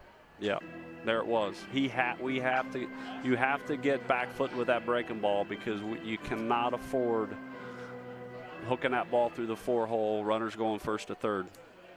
Now you got first and third, no outs. Puts a lot of pressure on now you're starting over with pressure on your defense because your middle guys are at double play depth again. 1-2 pitch. Changes his eye level a little there. 2-2. Winkle's putting together a pretty good at bat here out of the 9-hole. Obviously, leadoff errors can, in and of themselves, come back and haunt you. But I think if he executes a good fastball away here, he's going to get a 4.63. This one kind of got flicked in the air to shallow right field. You want to talk about a flare of a single. I mean, that really hit off the end of the bat. Just kind of floated out there. So a couple of leadoff base runners here in the 4th inning as you see this one extend out over the plate. So an error and a single. Let's go down to Jenna. Yeah, thanks, guys. John Topa actually was projected to go in the draft last year, but when his phone never rang, he sent a 2-word text to his team that said Omaha 2019. He's hoping to get back there this year after being there in the finals and losing to ECU. He's trying to keep the end goal in mind, but he's also trying to stay in the moment. Guys? Well, John Topa comes to the plate here in a big spot. Omaha 2019. That's it's a bold statement, but a young man with some serious confidence, no doubt, and definitely some talent. Topa batting first and second, nobody out here in the 4th inning with the Huskies out front, 3-0. Michael Woodworth had an RBI single. Kyler Fedko drove in 2 more on his single to center. Mason Fioli has been dynamite. 4 innings, no hits, no runs, 2 walks, 8 strikeouts. He's only faced 16 batters. Testament to Coach Penders and his ball club when you have a young man as in Topa. Maybe disappointed he didn't point any fingers or blame anyone. He instantly shifted his focus to the ball club and said, let's win, boys. Lays down the sacrifice bunt right back to the mound. Good defensive work by Ritter to get over and cover the bag. Topa made it close. Good hustle down there, but the sacrifice complete. 1-4 if you're scoring with us. 2nd and 3rd, 1 out. Here comes Anthony Prado.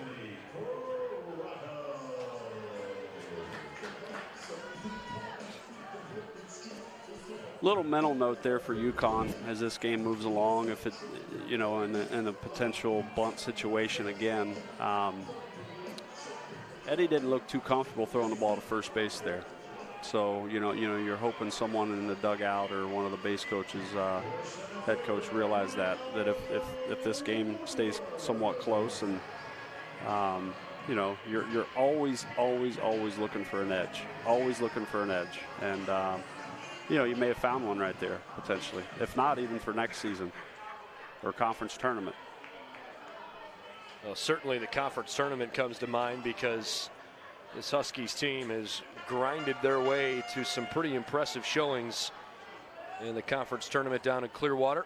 Prado swings and misses. There's only been 3 schools that have won the American Athletic Conference tournament in the first 5 years: Houston, Yukon, and East Carolina. Pirates are the defending champs, and boy, are they good again this year. Almost every poll has them top 10 in the country, as high as 8. Wild pitch, but a good job scampering over to it by Cadena. 1 ball, 1 strike. Runner stay put. Little extra pressure as soon as you decide to, with that open base, put the guy on. A little extra pressure on the pitcher. Obviously, still 1 pitch away from out of the inning, but now he's got to execute his pitches because there's no more open bases.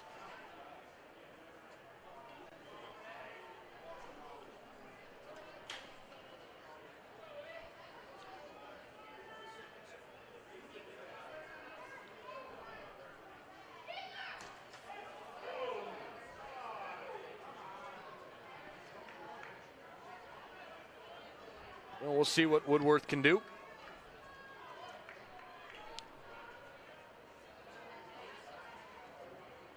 Obviously, when you intentionally walk a guy to face arguably the best hitter in the lineup, you're putting a lot of confidence in that pitching staff for sure, and in the guys behind him. My goodness.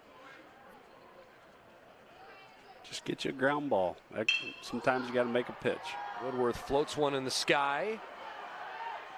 Thankfully, came down in pretty shallow center field for Cat's feet. So far, so good. But still not out of trouble yet with Christian Fedko coming to the plate.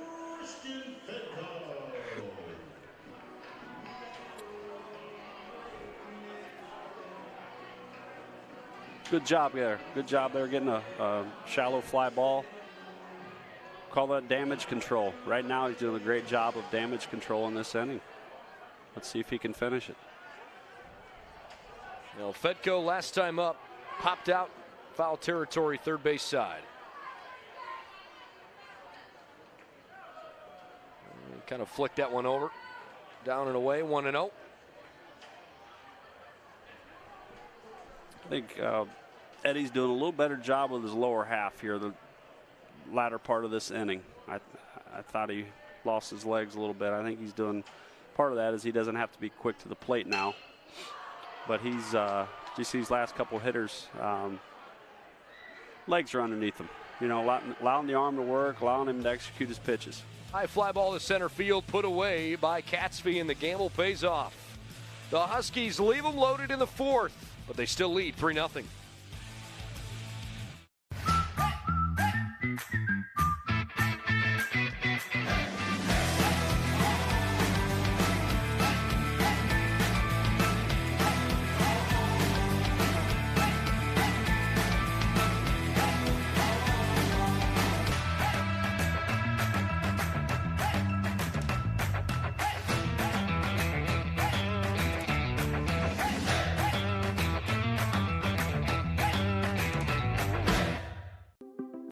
Power comes in all forms.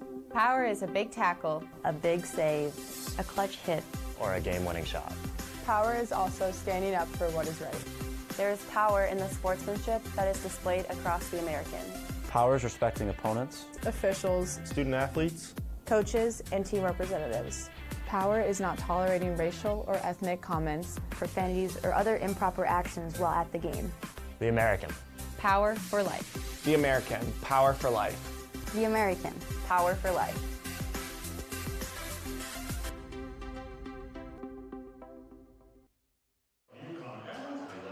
UConn 3, Wichita State nothing as we start the top of the fifth inning. With the sun setting on Dunkin' Donuts Park up in Hartford. If you tuned in a little late tonight, I'm Brendan Gulick along with Coach Ty Neal. And we've got Jenna Kowalski as well roaming the sidelines for us. How about the job that Mason Fioli's done? Fioli still hasn't allowed a hit. 8 strikeouts, only 2 walks in 4 innings.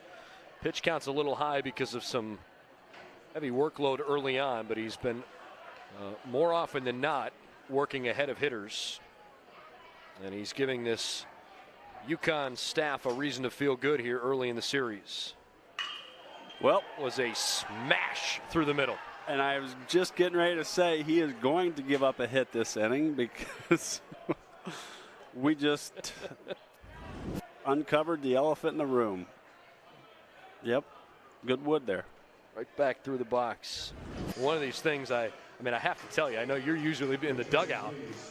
I wasn't going to say anything. You have to. I know you weren't going to. I have to bring it to attention and somewhere else. Yeah. Somebody, if it's the 8th inning and you're a viewer at home and I don't tell you that pitcher hasn't given up a hit, you're going to be wondering why I haven't told you yet. You're not going to stop and watch the rest of the game, right? Exactly. You're adding suspense, and there you go. Got to do it. Someone's got to say it. I almost ran to the bathroom when you said that. I didn't want. Alex Jackson comes in as a pinch hitter. I love it. Mason O'Brien leads off with a single.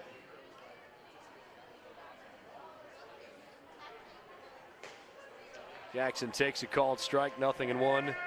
35th game of the year for Mr. Jackson, hitting .207. To see if they put him out in left field. I think Coach is banking on him hooking a ground ball through this 4-hole here. I don't know. We'll see. He's got a 1-1 count here. On the other side, you know, Jim Penders was talking a lot about how it's a priority for them to get hot in May. Right now, this is exactly how you would draw it up. You got your ace pitching arguably one of his best games of the year. The offense put up a crooked number, and you've put a team in a pretty uncomfortable spot on the road. Yep. No, it's the makings of a pretty good game here and a potentially good weekend for them, which is what they need and hope for. But yeah, I agree 100%. Just get that edge back. Go into May with a little edge, and they're talented enough. Who knows what will happen? Leadoff runner aboard, Mason O'Brien with the base hit. Also haven't seen too much of the stretch from the power lefty, but he spikes a curveball in with a ton of spin on it. And Alex Jackson right over the top of it for strike 3. Had some sauce on it. Yes, it did.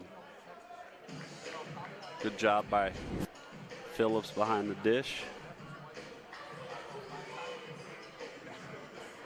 All right, Jordan Boyer back at the top of the order.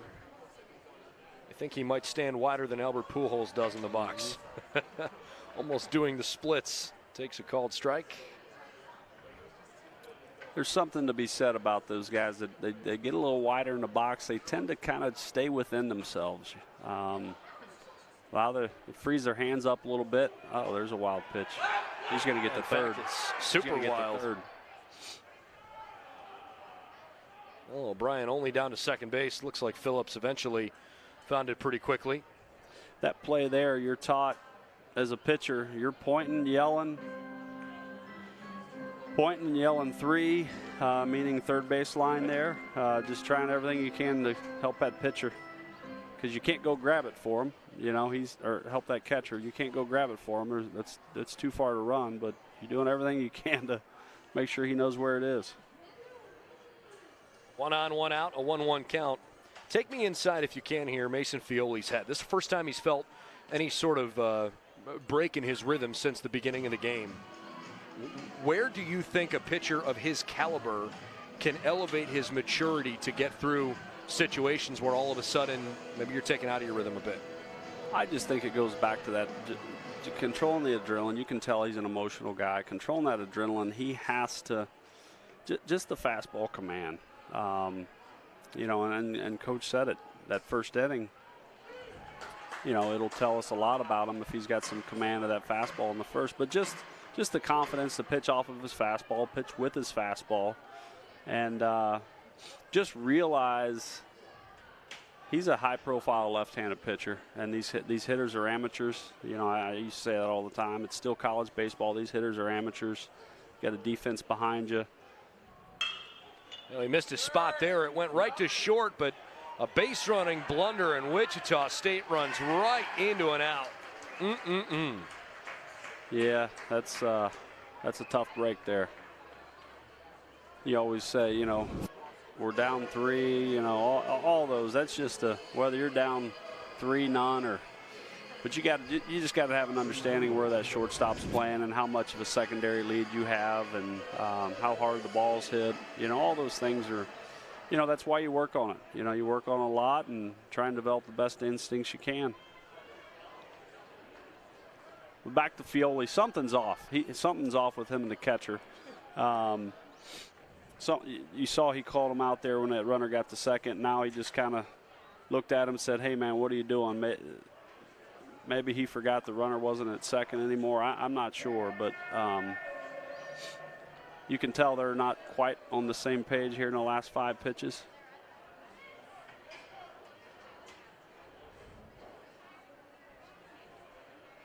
And it goes over to first base. How much of that as a coach do you put on the catcher versus if you're thinking about the situation and maybe a coach is calling pitches? It's not necessarily the pitcher shaking off the catcher because he doesn't like what the catcher's putting down. Where's the balance in all that? Well, I see right here, you got a veteran pitcher. Fioli's going to shake anytime he wants. He's going to have the green light to shake, which, in fact, any pitcher at any level should have the green light to shake because they need to be comfortable. They're the one executing the pitch. I just saw something was off with the signs. I don't think it had anything to do with. Great diving stop at short by Prado. Gets up and makes a late throw. Good hustle by Catsby. But Prado with a terrific play keeps runners at first and second, and now that base running mistake magnified that much more. Yeah, for sure. Yeah, just going back to, I think that was just a situation where they were off with the signs. I don't think it was anything, a disagreement on, hey, why are we throwing that pitch? It was just a little blunder there in the signs, which has happened. It happens. Close play at first, but Catsby legs it out. So 2 hits in the inning here. And a fastball absolutely dots up the low outside corner. Thinking 1 to Luke Ritter. That's what I was referring to earlier, right there. You know, you'd like to be out of the inning there, seeing eye ground ball, get back on the horse, execute a good little 2-seam fastball away, not overthrown, just pitch. And, you know, I would challenge Mason to just to settle in a little bit more with the fastball at times. You know, it's I would always call it kind of my comfort zone fastball.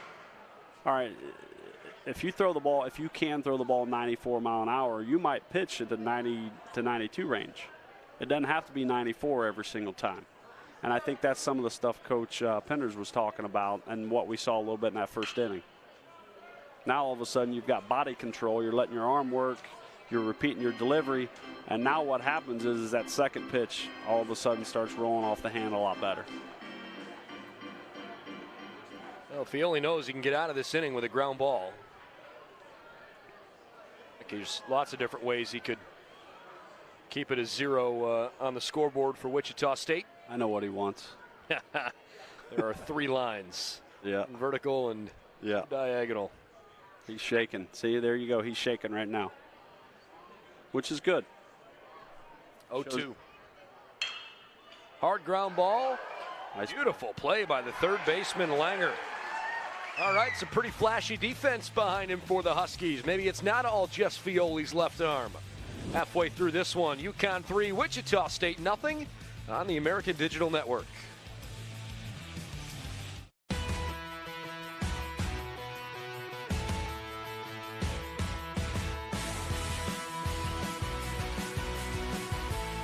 Bernie scores!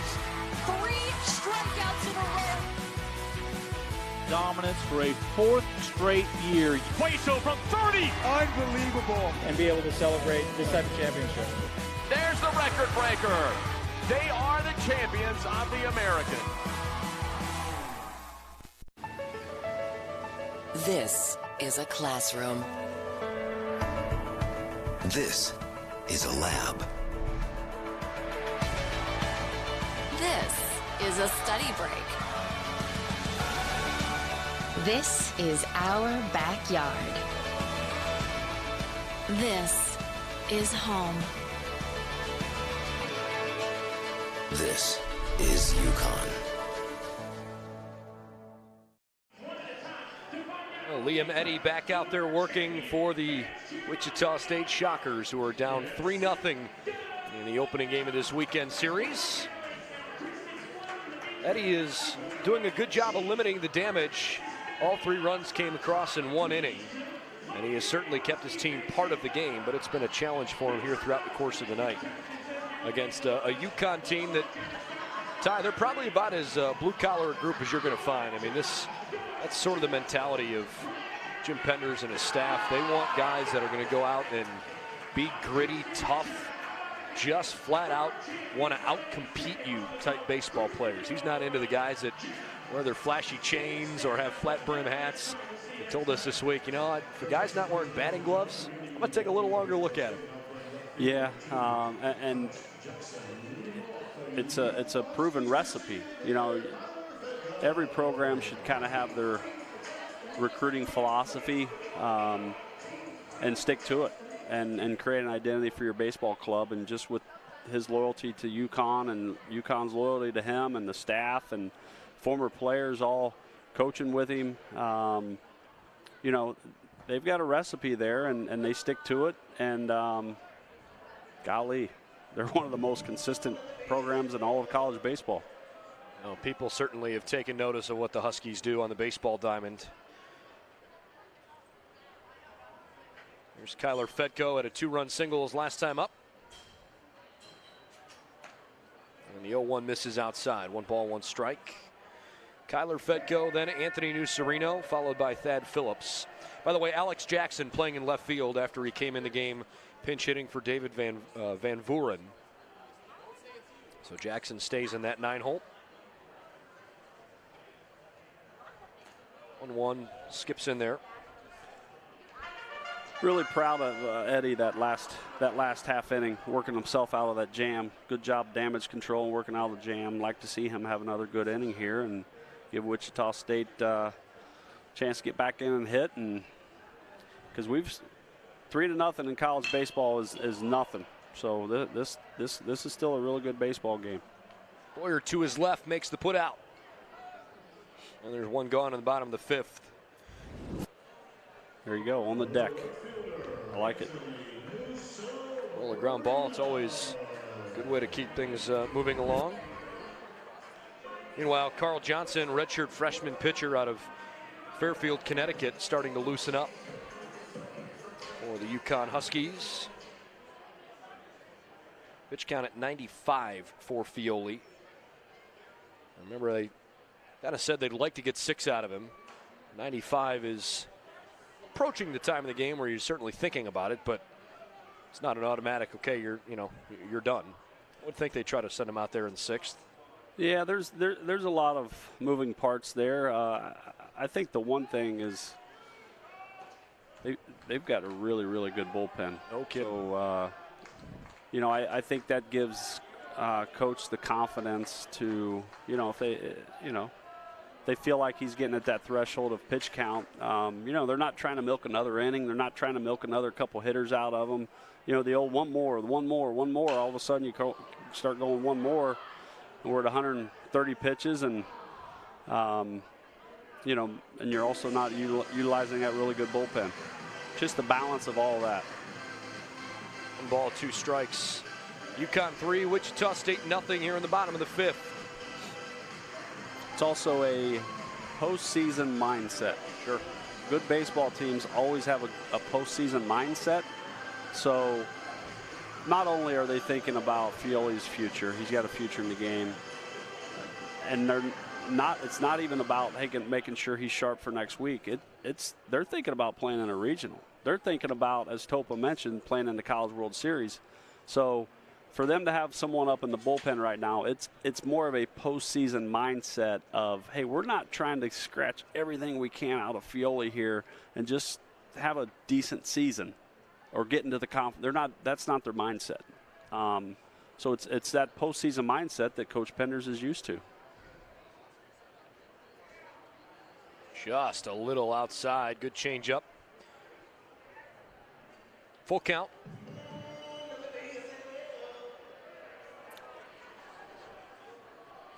Get a look there at right field bullpen. Johnson's not quite getting hot yet, but loosening up.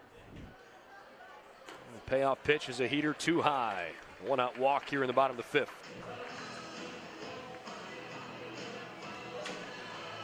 All right, so a base runner for Thad Phillips now is 0 for 2.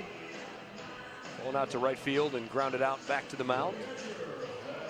Meanwhile, Liam Eddy has never had a chance to pitch with the lead in this game.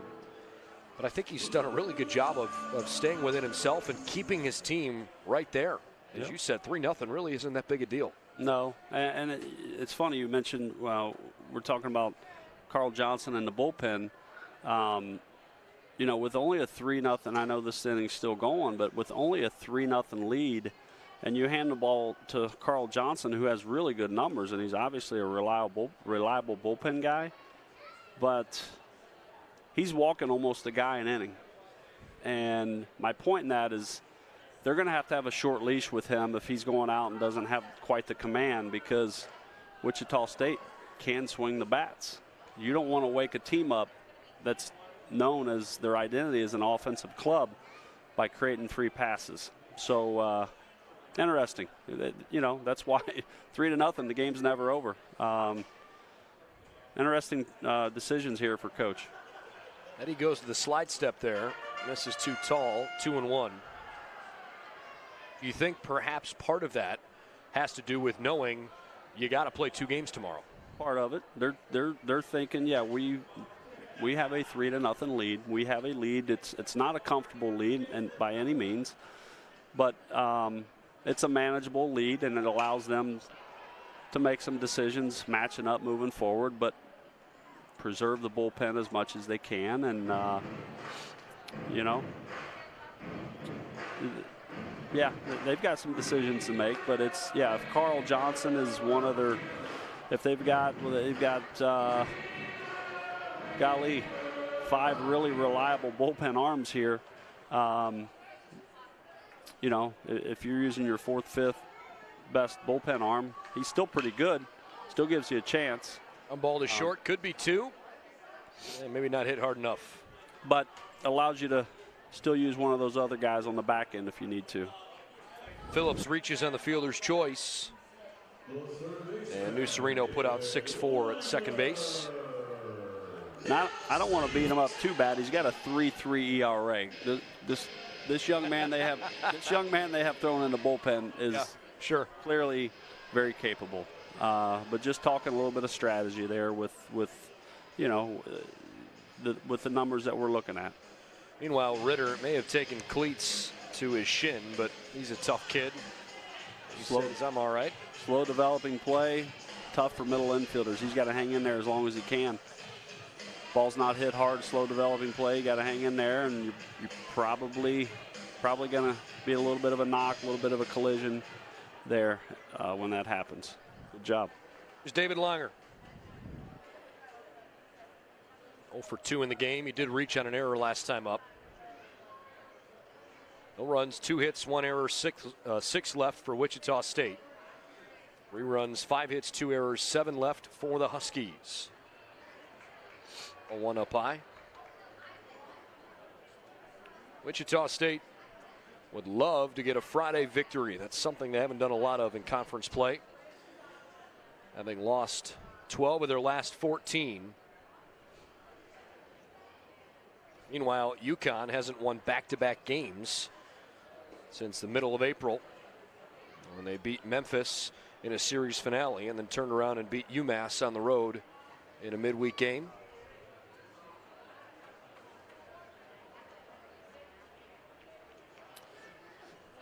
Right here, UConn's trying to get 2 more ABs this inning. They're trying to flip that lineup, get to the leadoff guy. Looks like they did. Nope.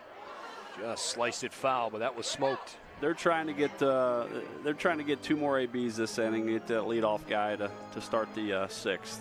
On the flip side, the Shockers, they need this out right here because they want that 9-hole guy leading off the next inning.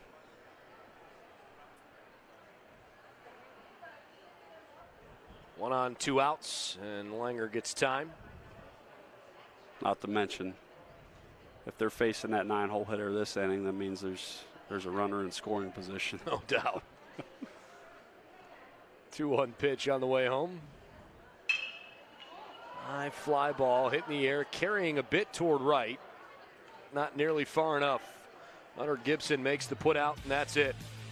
Well done by Liam Eddy. Competing hard for the Wichita State Shockers. He's given them 5 good innings, but it's still 3-0 Huskies after 5. More than 7,000 student athletes rising to become champions in 22 different sports at 13 esteemed institutions across 11 states. 360,000 students and 2.6 million alumni rise up in celebration of a Power 6 conference known as The American, powered by determination. Strong in mind, strong in body, strong in school, sport, life. The grind is 10% physical and 90% mental. The mind is the power. The body is a means to jump higher, run faster, Be smarter and live longer. There is no weakness when it comes to seeking help. We are stronger together. So let's talk about it. A waterfall starts with one drop. Change starts with one person. The American is dedicated to ending the stigma related to mental health and promoting success through a healthy, powerful mind. Promoting success through a healthy, powerful mind. Top of the 6th inning, and those who are either active or veterans in the military being recognized at the ballpark between innings. Meanwhile, Mason Fioli just cruising right along, isn't he? 5 innings, 2 hits, no runs, 9 strikeouts. He's walked a couple. 95 pitches, 59 strikes for Fioli. They can get him through 6 innings. I know that was kind of the magic number. Obviously, you'll take anything beyond that, but 6 innings certainly would be great. Yeah, they can squeeze one more out of him here without allowing that pitch count to get too high. That's what they're looking for. Good start. Well, first pitch swinging always helps. Sent into the air, right field. Didn't look pretty, but New Sereno makes the catch.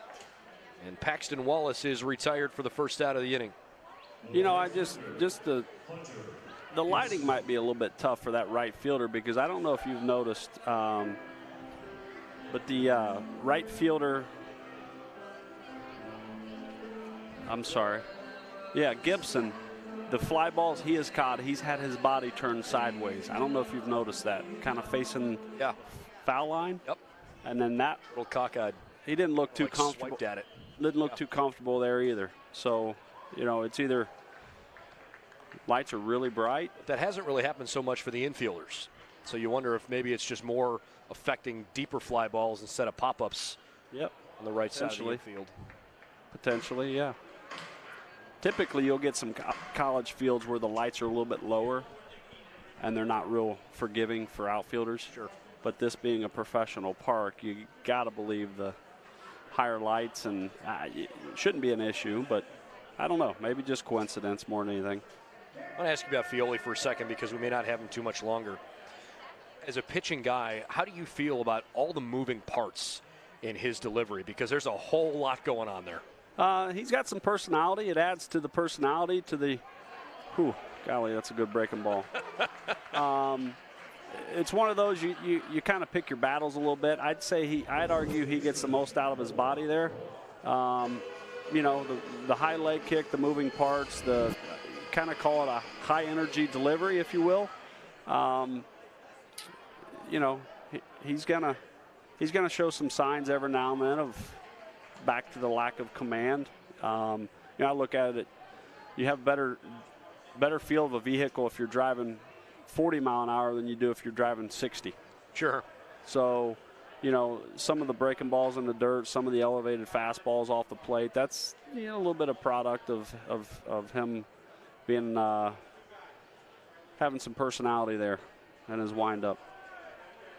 2 balls and a strike to Noah Croft. About a season-high 10 strikeouts for Mason Fioli. Line shot right at the third baseman, David Langer, and a quick inning for Fioli here in the 6th. Well, he's over the 100-pitch mark.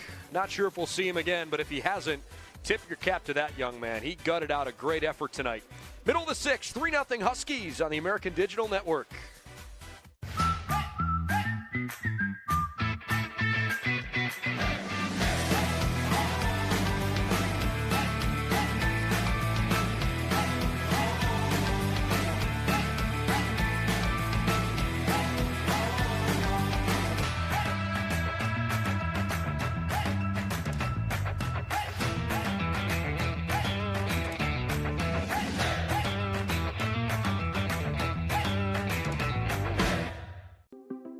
Power comes in all forms.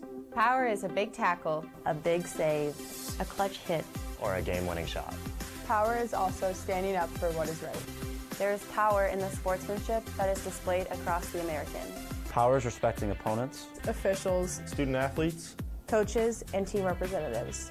Power is not tolerating racial or ethnic comments, profanities, or other improper actions while at the game.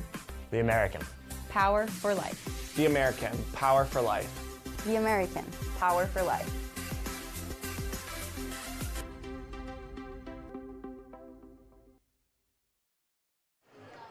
The bottom of the 6th inning, and Liam Eddy is out there trying to match his counterpart, and I think he deserves a lot of credit for that. He might not have had quite the same eye-popping velocity, and he might not have quite the same bite on his breaking ball, but there's no doubt he's the kind of guy right now that Wichita State wanted to set the tone on Friday night. He's doing a nice job. Yeah, he has really settled in. I like his demeanor. Sure. You know, and I think, as crazy as it sounds, this is one of the conversations you have as coaches after a game, win, lose, or draw.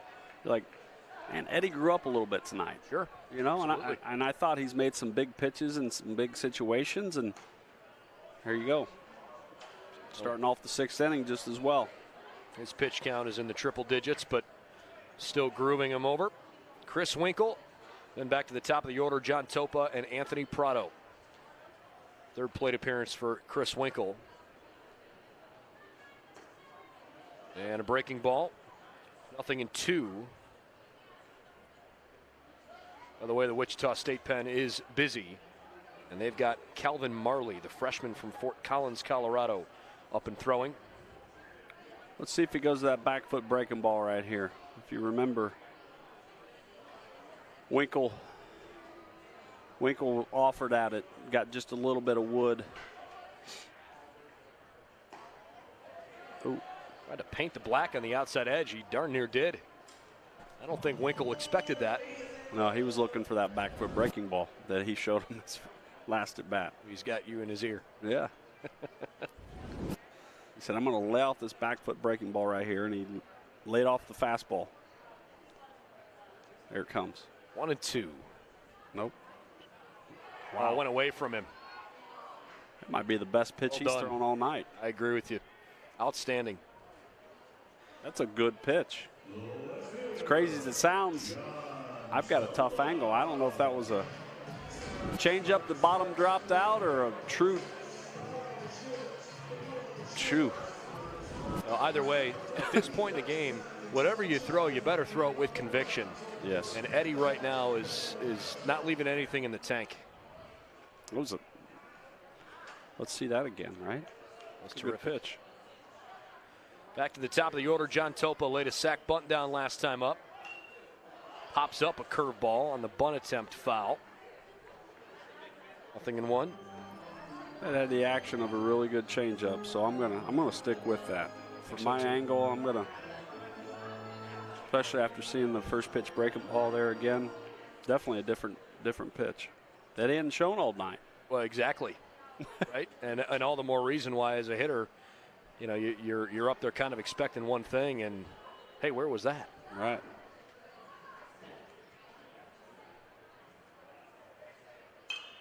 He hangs a curveball there. That one's fouled away. 1-2.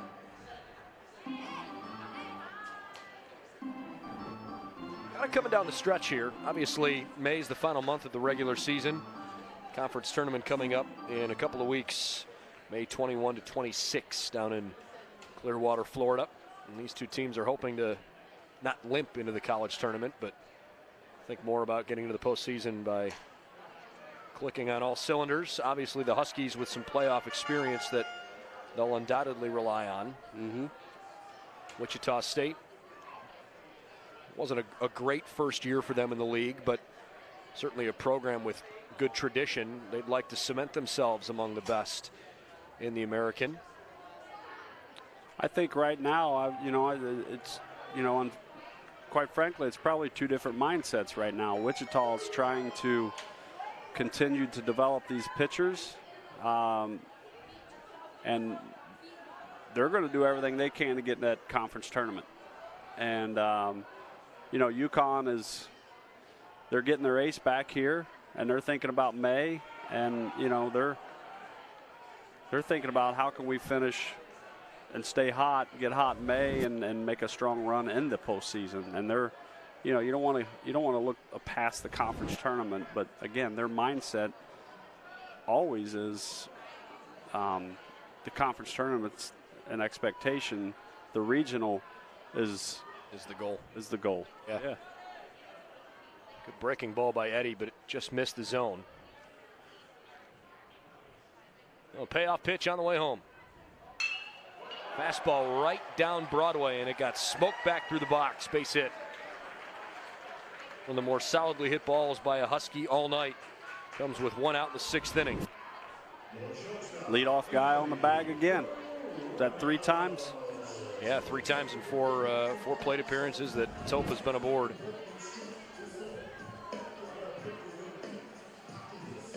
So 1 on, 1 out for Anthony Prado.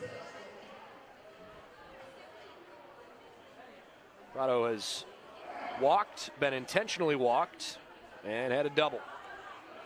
Runners going, good throw towards second, but it's on the wrong side of the base and sputters through. Good backup by Boyer. First pitch, Topa's off, and he steals a bag. We'll apply a little pressure. Yeah, good job.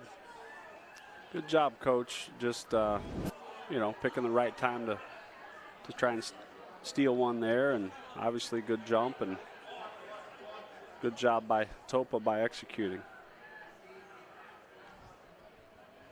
1-0 pitch on the way home. It's blocked by Cadena. They saw something for him to get that good of a jump, and they saw something there. They've seen all game. They've had enough runners on first. They've picked something up that they talked about it. Obviously Topa, a veteran player, leadoff guy. They talked about something that, hey, or he saw something the last time he was at first base. Hey, Coach, can I have the green light? Or, just something there that they've been planning. They've been waiting for that opportunity to steal a bag there. Something that Eddie has been doing. Whether he's same looks each time, same hold. Some pitchers will tip themselves on a deep breath and go. That's not quite why I'm here today. I think I could maybe find a little niche there, but UConn probably found something and took advantage of it with one of their veteran guys. 2-1. Prado's a tough out, and there's another guy on deck who is also not easy to retire, and Michael Woodworth. Jim Penders said, frankly, he's probably our best player. Well, if you're going to the bullpen now after that great performance by Fioli, now's a good inning to get maybe an insurance run or two. 2-1 is hit way up in the air, but out of play. 2 balls and 2 strikes. Wichita State. In a lot of ways still trying to figure some things out here in conference play. Problem is, when they wrap up with UConn this week, we're going to play the top boys down at ECU next week. East Carolina has just train wrecked a lot of the teams in this league, and it's not because nobody else can hang with them. East Carolina's that good. They have legitimate aspirations to get to Omaha this year. High fly ball out to right field and playable for Gibson. He makes the catch. 2 gone. So I guess what I'm saying is for Wichita State, you better be a gamer, because this is obviously late in the season, but it's not getting any easier here late in the year. No, and on the road again. 2 midweek games this week, on the road this weekend, on the road next weekend. I'm sure, yeah, it's a grind. The conference alone is a grind. Their schedule, it's been a nice, challenging season for them. And if this is a season where they are developing some arms, it's, thrown into the fire. Well, when you have the number 3 overall pick in the draft and 11 total draft picks a year ago, you got to find a way to restock the cupboard eventually. It's hard to do it all at once. Yep. And look, Wichita State, I mean, it's not that they've had a bad year. They've been fine. They just haven't reached the same standards they're used to. Correct. A couple games under 500 here. Yeah, you know, it's awesome to have all those guys drafted. I'm sure in the back of their minds, the coaches thought those players were talented enough to be drafted, but the draft is the most unpredictable thing of all of college baseball. This one's hit high in the air, carrying a little bit, but a little too much backspin on it, stays in the park, and Catsby makes the catch. Hey, Liam Eddy, if he doesn't come out next inning, it wouldn't surprise me with that pitch count, but boy, did he pitch well tonight as well. 6 complete, still 3-0 Huskies here in Hartford.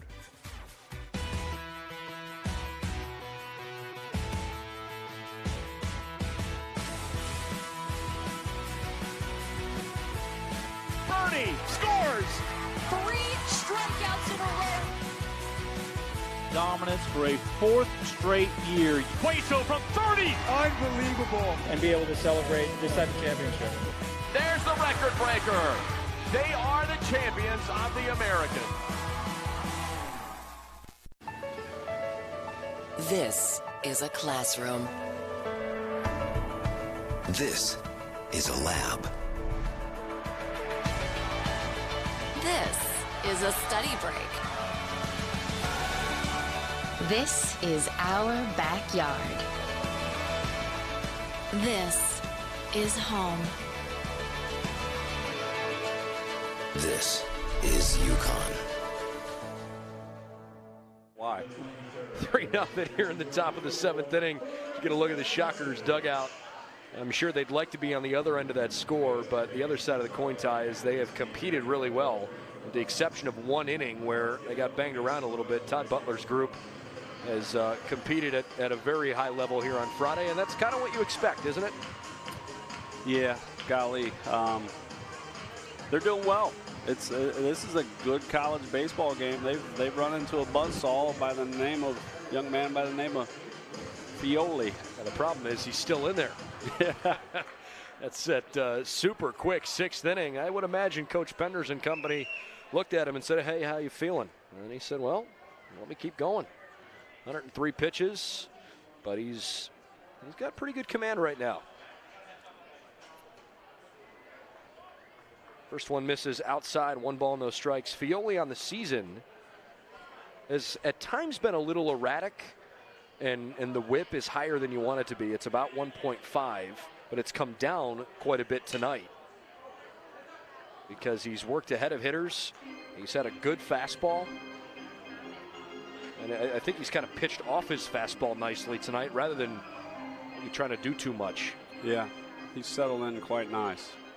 I think he's doing a lot of the things that when we spoke to Coach Penders that he was hoping for. He was hoping to see tonight. And, you know, back to it's May. He wants to go on a run in May. They want to get hot in May. It starts with this guy right here. No doubt. He spikes one in there, 3-1. Is this their first game in May, or did they play on Wednesday? Their first game in May was for UConn is tonight. Okay. They played on Tuesday. You want to get hot in May, you hand the ball to Fioli. It's perfect timing. And their schedule in May, 3 with Wichita State. Oh, sweet fastball. And they got 3 with USF, 1 at Rhode Island, then they close the year down in New Orleans at Tulane. Okay. We'll get to the conference tournament. Tulane's having a nice year. Oh, kidding. They have the conference leader or the country leader in home runs. Yeah, Hosey's special, isn't he? Yeah. Holy smokes. Yep. Midwest kid, too.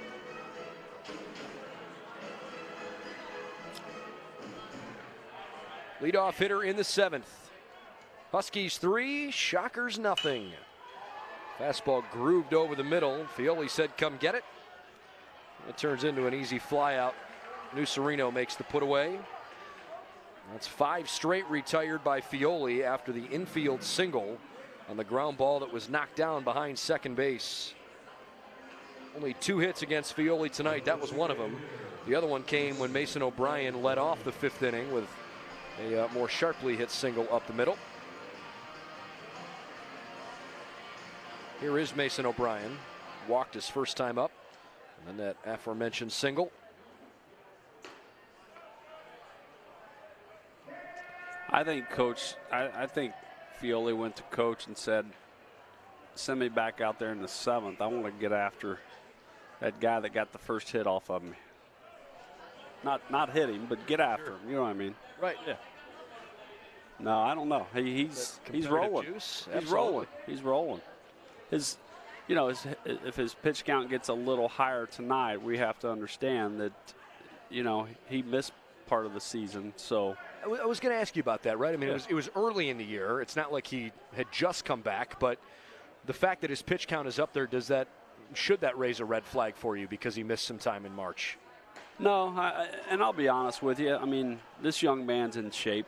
He knows, he's taking care of what he needs to take care of in between starts. May 3rd, 115, 116 pitches. You're going to see that all across the country. So the pitch count is getting up there, but knowing that the way they go about their business at UConn, and I'm sure him working his tail off in between starts, he's not doing anything that he can't handle right now. Payoff pitch was over the plate, rolled over to second base, and there's 2 away.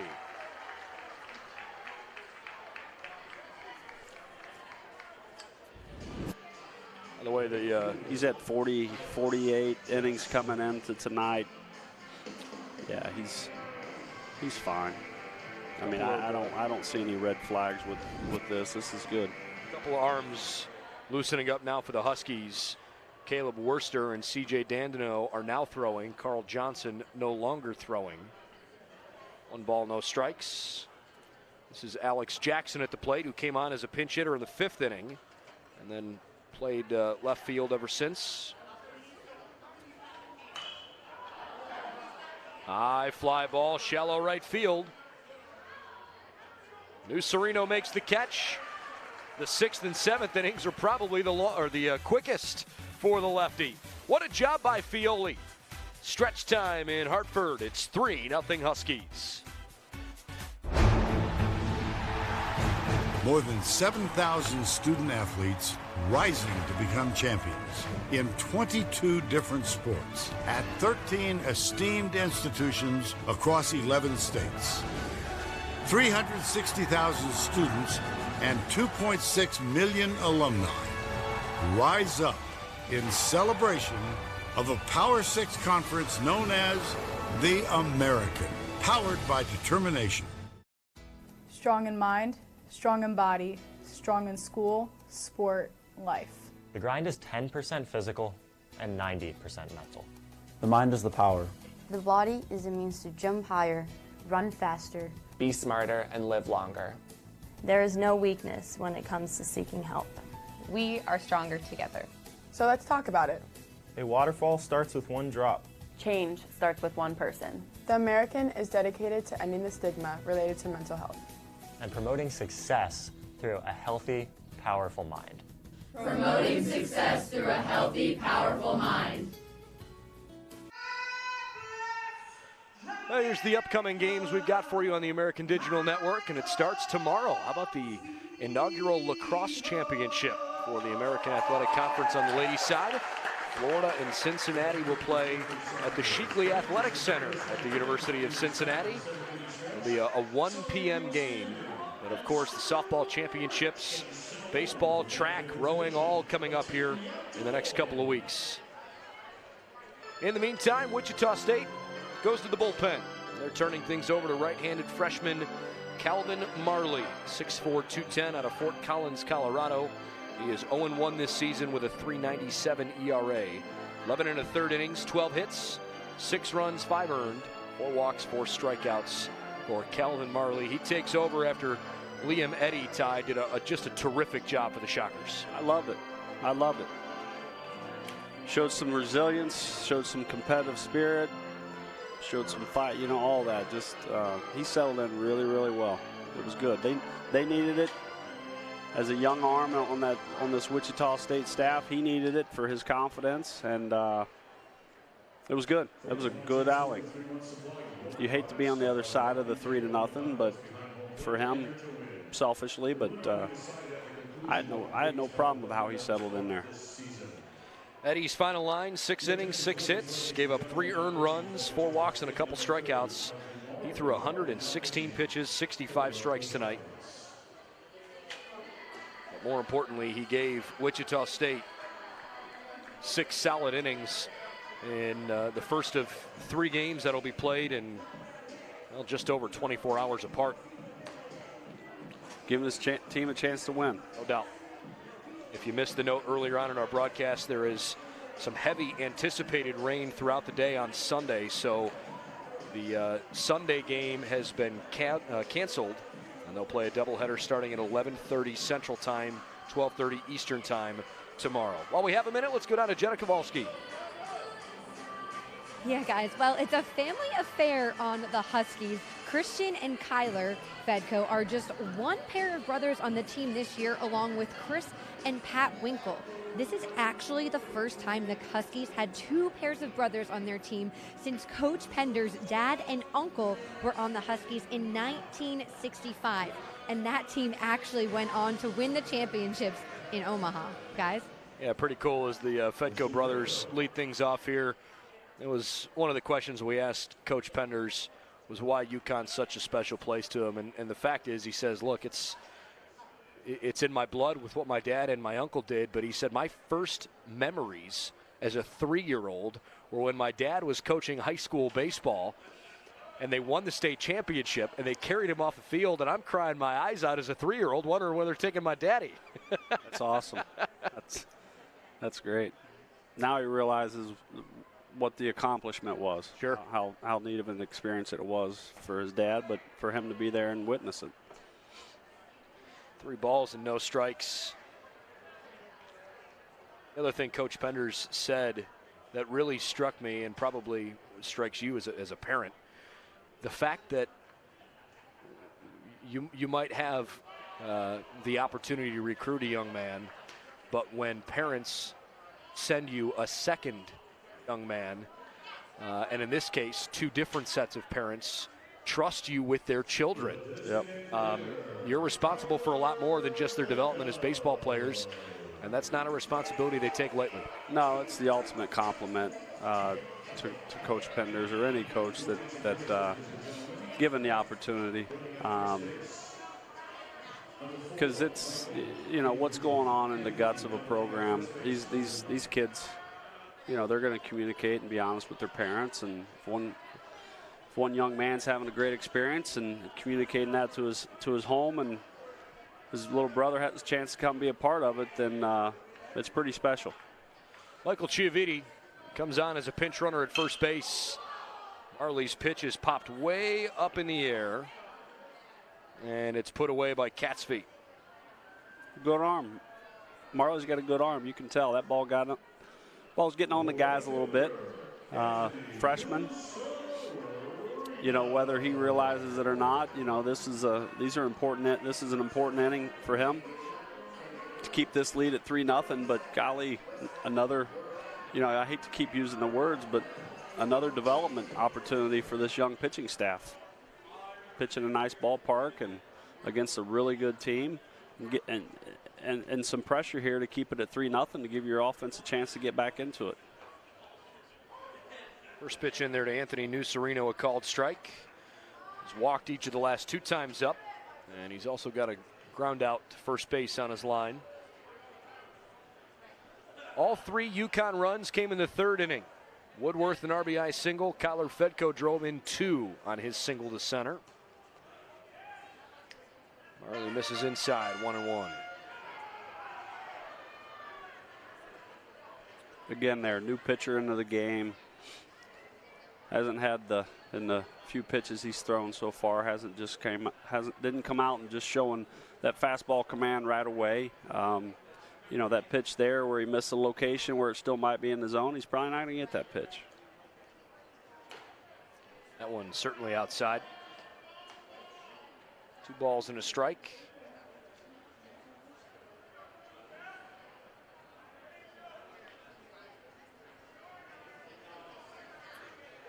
Sereno has kind of emerged as a nice on-base guy for UConn. 2-1. That's a single to center field. Nicely done. Squared that one up on a pitch that got up in the zone a little bit. And the Huskies are in business. 2 on with 1 out in the 7th.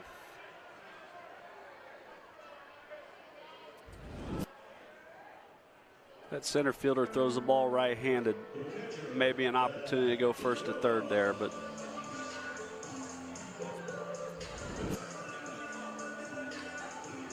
left-handed outfielder running to his left. Not even an opportunity there. I did notice runner at first there started going back to the bag. That's going to limit the opportunities to go to first and third as well. Well, a conversation between Coach Butler and Calvin Marley, but I think he may have also made a move here. Yep. Yeah, got to keep it here. Got to keep it. So, a pitching change for Wichita State. We'll take a timeout and tell you about Miller Pleeman when we come back on the American Digital Network.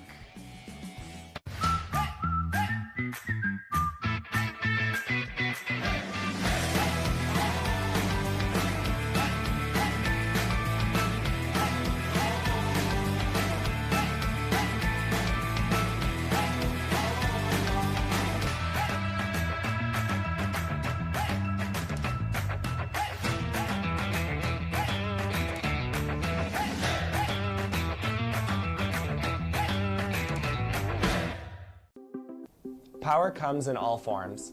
Power is a big tackle, A big save, a clutch hit. Or a game-winning shot.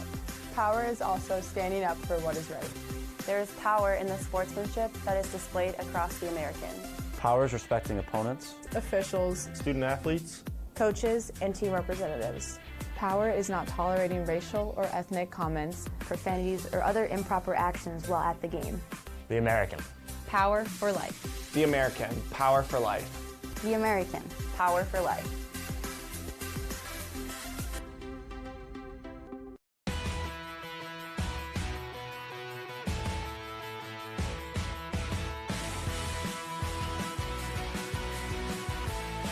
Bernie scores! 3 strikeouts in a row. Dominance for a 4th straight year. Plato from 30! Unbelievable. And be able to celebrate this type of championship. There's the record breaker. They are the champions of the American. Freshman right-hander coming in out of the bullpen, Miller Pleeman.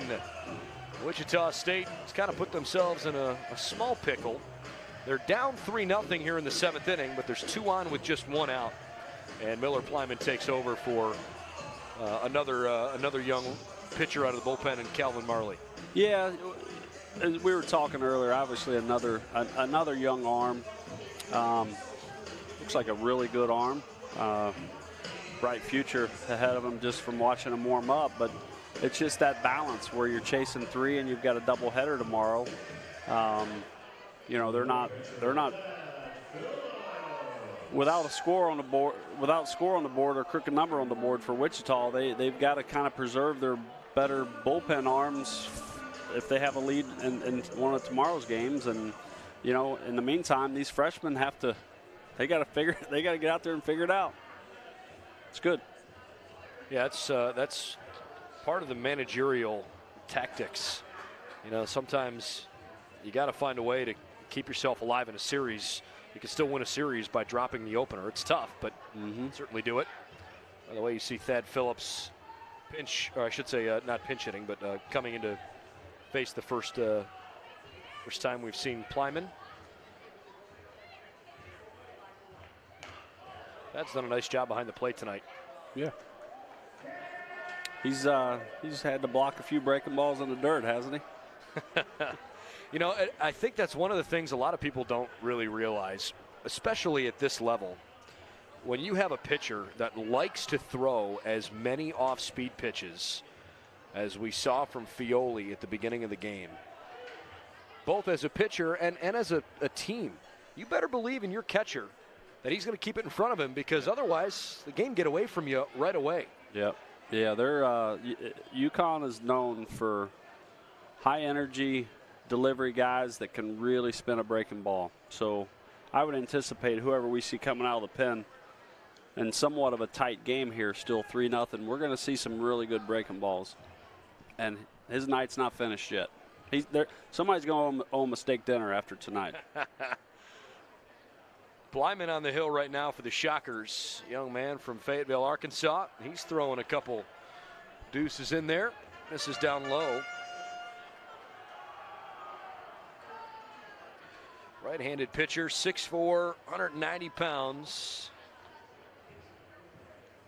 All-state, all-conference honors each of the last 2 years in high school, and actually a perfect game underclass All-American and a USA Today high school first-team all-honoree in the state of Arkansas. His freshman year probably hasn't gone the way he had hoped. It's a hard ground ball through the left side and a base hit. Here comes the pinch runner, Chiaviti, to the plate. The throw is off target and not in time. UConn adds one in the 7th. It's 4-0 on Thad Phillips' RBI single.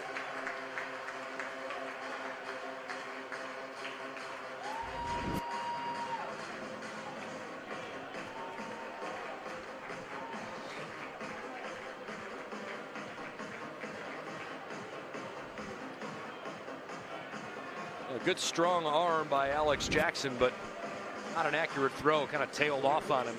Yeah, that's the situation there. The outfield was playing pretty deep. You know, he's as tough as it is, you know, obviously, you know, to try and keep them from scoring. That run's going to score on that ball, just him being so deep. Got to make sure his cutoff guy, the third baseman there, can handle that throw, just to eliminate any extra bases there.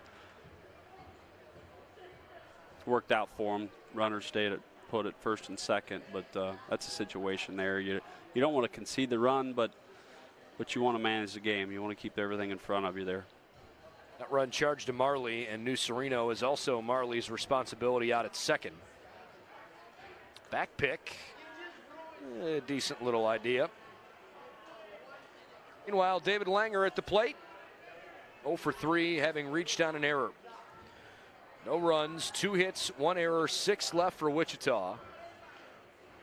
Now 4 runs on 8 hits with 2 errors and 9 left for UConn. Did you say reference that Plyman was all-state in multiple sports, or was it just? Was. He showed his feet there. His feet there on that pickoff told me he was a multi-sport athlete in high school. Had good the quickness there, the athleticism. You could tell he had played another sport, basketball, football, or something. Where did you always stand on that, recruiting multi-sport kids? I wanted as many as I could. Yep.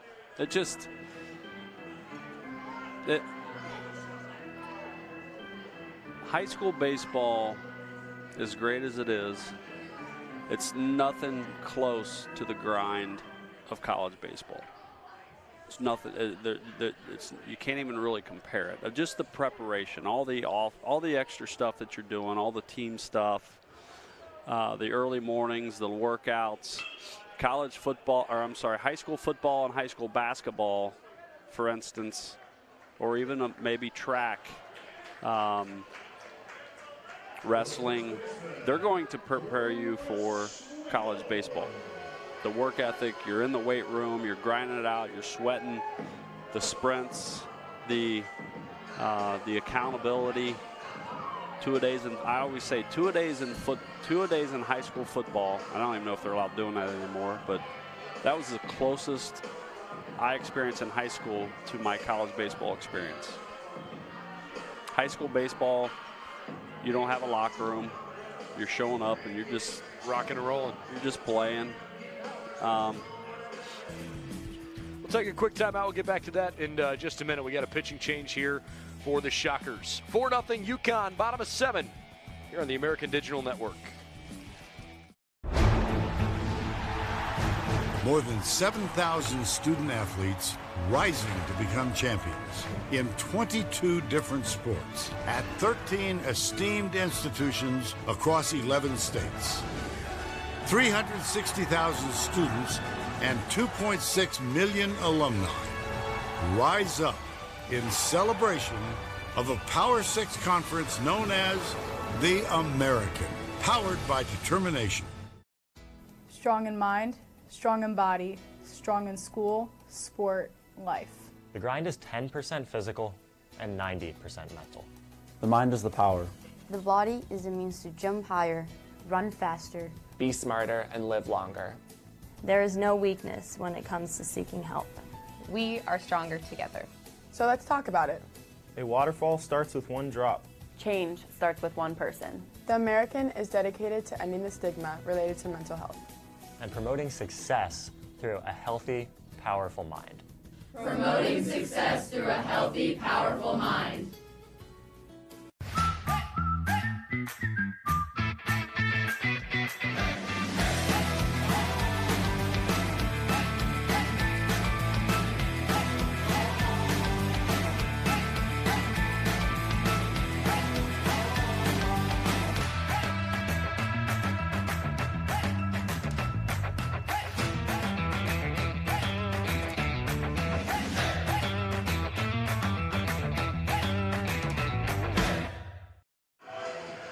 Sixth appearance in college baseball for tall freshman left-hander Adam Stevenson.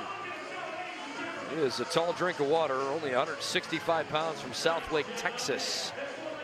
But a young guy that's getting an opportunity here to try to pitch in a big game. It's Friday of a conference series. He's given up 6 runs in 4 1/3 innings on 9 hits. His whip too high at 2.50, but just a freshman. And he's in here to face a left-handed hitter in Chris Winkle. Breaking ball, Winkle hits it on one hop. Diving play at second by Ritter, and he gets out of the inning on one pitch. Outstanding work by the defense. Stevenson's breaking ball is grounded to second base. Ritter says, "Give it to me." We're going to the 8th, 4-0 Huskies.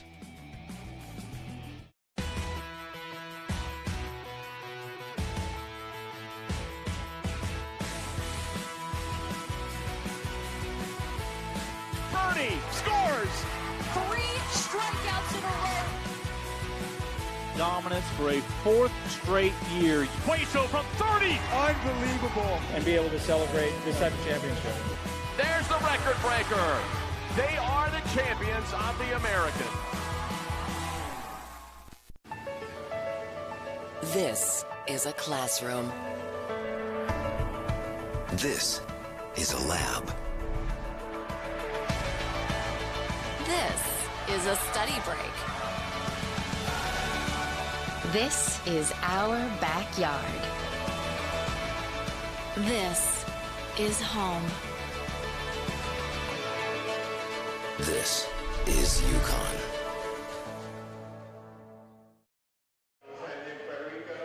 The Yukon Huskies were absolutely desperate for Mason Fioli to turn in one of the best outings of the season, and did he ever. Time for CJ Dandino to take over, but before we tell you about Dandino, how about Mason Fioli tonight? Absolutely terrific. Worth the price of admission.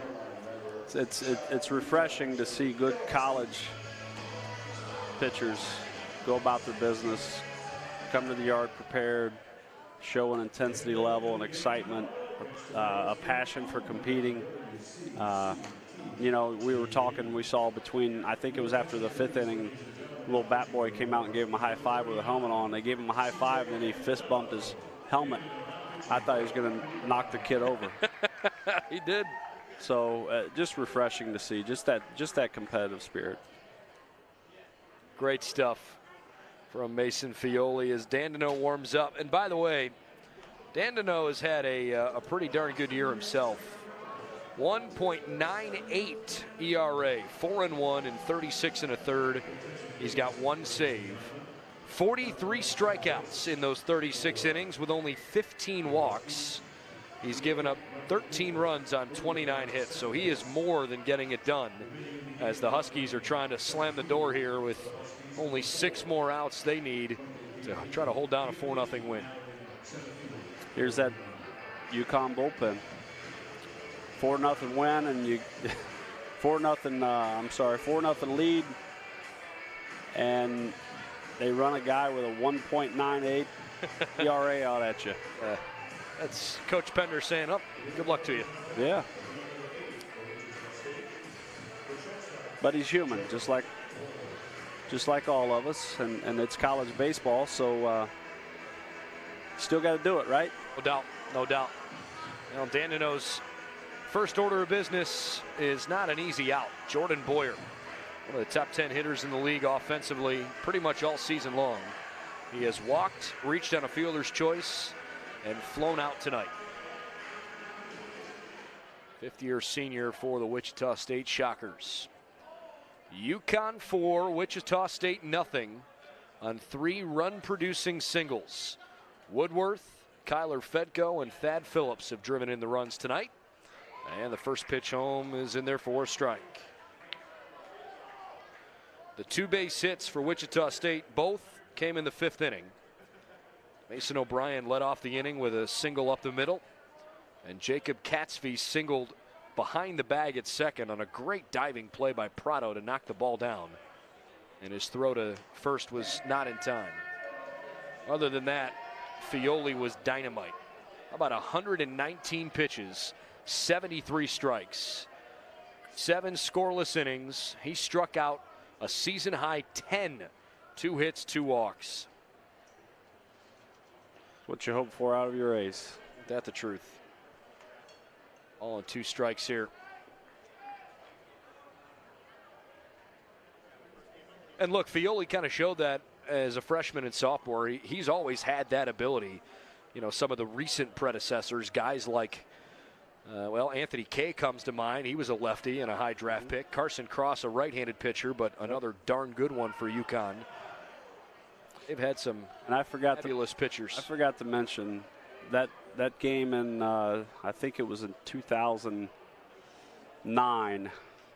Springer hit that big bomb off of us. There's the guy on the mound that day happened to be a gentleman by the name of Matt Barnes. Oh, yeah. No slouch. Yeah, he's had a little big league time. 3-1 to the third base side. Nice play by Langer. And I want to say Nick Ahmed was their starting shortstop. Their third baseman was a big leaguer, Mike. I want to say Alt, maybe. Mike Alt, yep. That was in the first round in 2010. Yep. That was that club. And I know they had another big leaguer off that team too. But there were 4. John Andrioli. Yeah. Played in the big leagues for the Cubs. There's been a handful of big leaguers for the UConn Huskies. They've had a lot of guys drafted over the years. Just goes to show how hard that program works. You talk about what you have to do to be ready to play and compete in college baseball. And oh, by the way, try to win at that level. I mean, my goodness, everybody's working hard once they get there. Yep. When you get a program that has reached 30 wins year after year like UConn has, it's almost harder to stay there than it is to get there. Yeah, it's sticking to the plan. And as we talked about earlier, they've done a really good job of bringing in some high-level arms, some position guys that they're just baseball rats. Yeah. Their position guys are baseball rats, and their pitchers are coming after you. I mean, that's the best way I can explain you playing UConn year in, year out. It's 2 balls and 2 strikes to Jacob Katzvey. Yeah, if you don't love baseball, UConn's not the place for you. And frankly, neither is Wichita State. Correct. Because Todd Butler's the same way. There are a lot of proud people down in the heartlands in Wichita, Kansas that love this game. Swing and a miss, strike 3. Gassed him up tall. Good fastball. 2 gone here in the 8th. Back to the multi-sport thing. I think the piece I left out was just that the competitive edge of playing on a Friday night football game or in front of the pep band and a nice crowd on the basketball court or one-on-one in a pool or on the wrestling mats. If you're a year-round baseball player, it's easy to go throw a bullpen. It's easy to go get your hacks in or your ground balls, but there's nothing on the line. Sure. You know, I mean, you can get better, but you're losing that competitive edge, and that's what college athletics are all about. It's that competitive edge. Zips it in there, 0-2. And it doesn't always have to be a big, boisterous fist pump or something that you can see. But as a player, you got to want it. You got to want the ball coming at you, and you got to feel like you are going to beat the guy in front of you. Yeah. A bunch of little individual battles in the game of baseball. And handling failure. Sure. You know, how do you handle failure? If you're not in those situations as a teenager enough, it might take you 2-3 years of college baseball to learn how to handle failure, and all of a sudden you blink and it's over, and you're wondering why you're not playing, or you're wondering why you're not doing well. 1-2 is ripped foul, but foul all the way.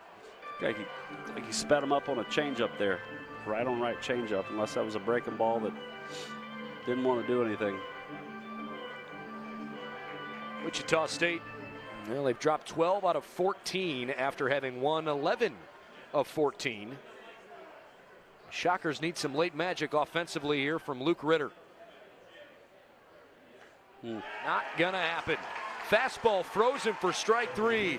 C.J. Dandino out of the bullpen, just popping the ball over the plate. 3 up, 3 down, and we're in the middle of the 8th. 4-0 Huskies here at Hartford. More than 7,000 student athletes rising to become champions in 22 different sports at 13 esteemed institutions across 11 states. 360,000 students and 2.6 million alumni rise up in celebration of a Power 6 conference known as the American, powered by determination.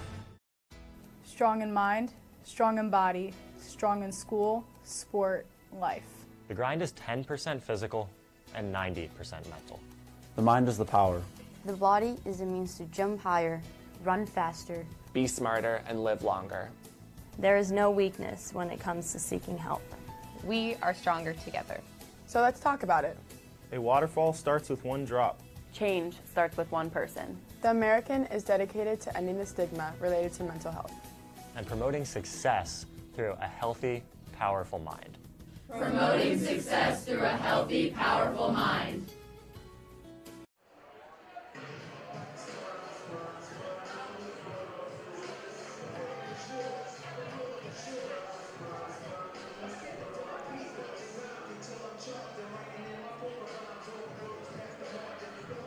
Yo. What's up? Sorry, I couldn't hear you there. What'd you say?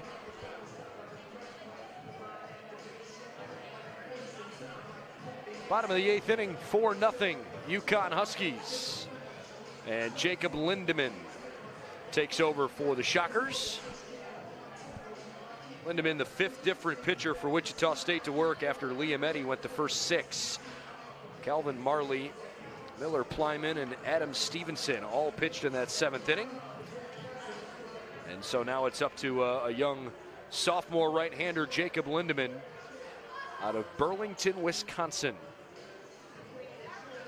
A lot of young arms getting chances. A lot of, yeah. Hey, go out, keep it here, give us a chance to win. That's what's being communicated to them. And along the way, let's keep getting better. Every pitch means something. Let's keep getting better. And you know, it's funny. Back to recruiting multi-sport athletes, all that. I notice a lot of these young arms for Wichita State have some height to them. One of my favorite questions when I would talk to a recruit is, "Can you dunk a basketball?" And no. And it just tells you a lot about them. You know, if they've been on the basketball court, if they're dynamic, if they have some leaping ability, they've probably got some quick twitch, maybe have some arm speed, but just a nice conversation piece. John Topa takes a called strike, 0-1. One of the things that Jim Pender says he always pays attention to is when he meets a guy for the first time and shakes his hand, he wants to know how calloused his hands are. Yep. Am I talking to a kid that needs the newest batting gloves every time he goes out and swings a bat, or is he a junkie and he's in the cage all the time and grinding away like John Topa does? Yep. Well, it tells you what the back to the work ethic, the commitment it takes at a high level program like UConn. He wants to know if these guys can handle it. Fly ball out to left field. Topa put away by Jackson. One gone in the bottom of the 8th inning. And here comes Anthony Prado. And a double and a run scored back in the 3rd. It's a big out. Keeping him off base. You got a young guy on the mound, a little confidence boost, because he watched that guy stand on first base every inning, every time at least 3 out of the 4 times he's been up. But a butt up the third base side. Wallace comes in, and he makes the play. Great stretch at first by Noah Croft. Close call over at first base, but UConn's put out. Looked like Dave Condon, umpire there. Midwest guy. One of the best umpires I've had an opportunity to be around. Just a great demeanor. Studies the game, loves the game, played the game. Good call. Good call, Kondo. I'm sure he's piped into his headset. Yeah. Michael Woodworth comes to the plate. He had an RBI single. Drove in the first run of the game, in fact, back in the 3rd inning. First pitch home, misses down low, 1 ball, no strikes. Meanwhile, we don't get too many opportunities to bring you games live on the American Digital Network. So just to give you an out-of-town scoreboard, Cincinnati and East Carolina today played a doubleheader. East Carolina took the first game 9-4 and the second game 6-3. Bottom of the 4th inning between Memphis and South Florida. USF has a 9-4 edge. And Tulane is up 4-1 on UCF. Houston and UNLV were canceled today. In the meantime, let's go down to Jenna Kowalski. Thanks, guys. Just a little more on Woodworth. He played second base a year ago, and now, as we know, he roams the outfield. Coach Pender says the transition has been seamless, and he can really play any position. He can read the ball, he says, like no other. And teammate John Topa says he doesn't really take that much reps with the outfield because, guys, he just doesn't need to. Well, he's the best second baseman and the best center fielder on the team. Woodworth's had a heck of a season so far, but he grounds out there to end the 8th. On our way to the 9th, 4-0 Huskies on the American Digital Network.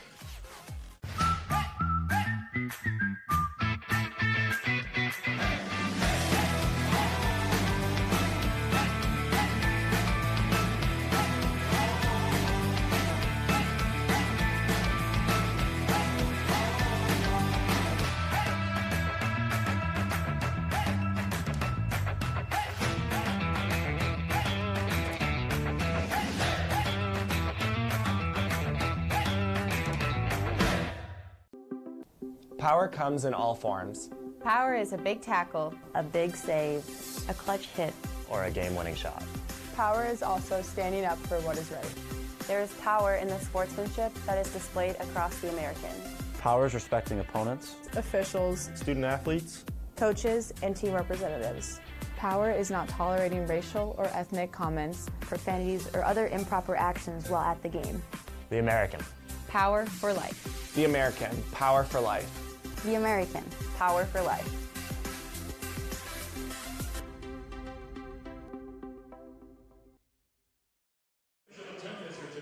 Top of the 9th inning, and the last chance for Wichita State. And they're going to go back out there against a guy who flat out dominated them last inning in C.J. Dandino. I think at this point, the MVP of the game was Mason Fioli. The way he pitched, 10 strikeouts and 7 shutout innings, gave up just 2 singles and walked a couple. Dandino did his job with a very quick 8th and is trying to close things out here in the 9th. Really good arm. Typical UConn bullpen guy with a really good arm.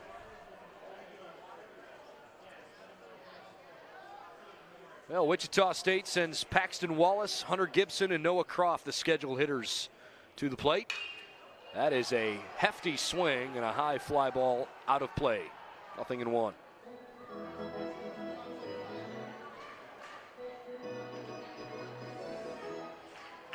Shockers come out hacking. I like it. We're going to try and swing their way back into this. Wallace has gone down on strikes a couple times tonight, so perhaps his mindset's a little more aggressive here late. Takes another big cut, but kind of stepped in the bucket that time. 0-2. I'm not going to ask you to play prognosticator here, but if the Huskies, we'll start with them, if they're going to go on a run here and try to make a regional, obviously it starts with Fioli, but where do you think they need to continue to get better, shore some things up here late in the season? Well, I think a little bit of what we've seen, just first time seeing this club tonight. I think they need to keep going defensively, and we had talked about that with Coach. You know, not the greatest fielding percentage, but you're going to have to pitch it and play defense. I'm curious on just the other starters. Just who's that game 2, game 3 guy to really lock things down. The 4.87 ERA and 5.02 ERA out of Kirsten and Dunlap. Sounds like they're going to really they've really all season relied on their bullpen. I think it's almost the same language. They got 7 out of Fioli tonight. They need to start getting 6, 7 out of their starters, give them a chance, and probably more importantly to continue to kind of save that bullpen, because the bullpen's a weapon. And, for them to accomplish the goals they want to, they're not going to be able to overuse that bullpen, because you start talking about postseason play, there's a lot of back-to-back games where they're going to have to creatively piece 2-3 days together, sometimes 4. But I think it's the starting pitching. Just looking at their numbers, and I'm sure these guys are very capable, or they wouldn't be starting at UConn. Sure, no doubt about it. But I love what they're doing offensively. They just play the game. They just scrap. They swing at pitches they should swing at. They take pitches they should take. Very selfless at the plate. But just really keep doing what keep doing what they're doing with the brand, but probably a little more dependability out of the starting pitching. Hunter Gibson half-heartedly swings through one. He's 0 for 3 with 3 strikeouts tonight. 1 out in the 9th inning. Paxton Wallace flew out to left for the first out. Obviously, Wichita State offensively this year, they've been okay. That's certainly been, the lion's share of what they've relied on from their perspective. Their pitching staff needs to step up, and hopefully, even though it looks like they're going to fall short tonight, hopefully Liam Eddy has ignited this pitching staff. Yeah, great outing. Gave them what they wanted, what they were hoping for. Gave them a chance to win. Got them to the 7th inning. And I like these young arms we're seeing here at the end of the game. You can tell they're just a little less seasoned, and these are all, every pitch they're throwing tonight are very, very, very important development innings for these guys. And Coach Butler's been around a long time. He knows what he's doing right now. They're within reach here. They don't have much depth on the mound. Hey, these are great development innings for my young pitchers, and that's what he's doing. Brady Slavens pinch hitting with 2 outs after Gibson struck out looking. Base is empty, 2 outs in the 9th. And the Huskies on the doorstep of taking Friday night. How about a 13 strikeout evening combined between Fioli and Dandino? They have looked really good. 1 pitch misses down low. 1 ball, 1 strike.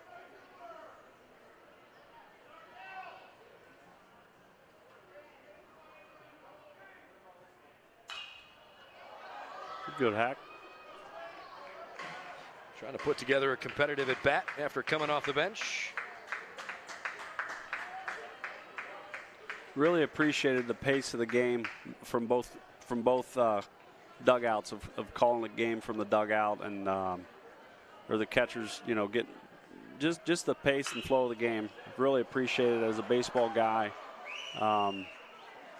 You know, no wasted seconds here between pitches and between innings. I like it. Both teams well coached. How about coming off the bench in the 9th inning and rifling a single through the right side for Brady Slavens. So he comes up with a 2-out base hit, and here comes Ross Cadena.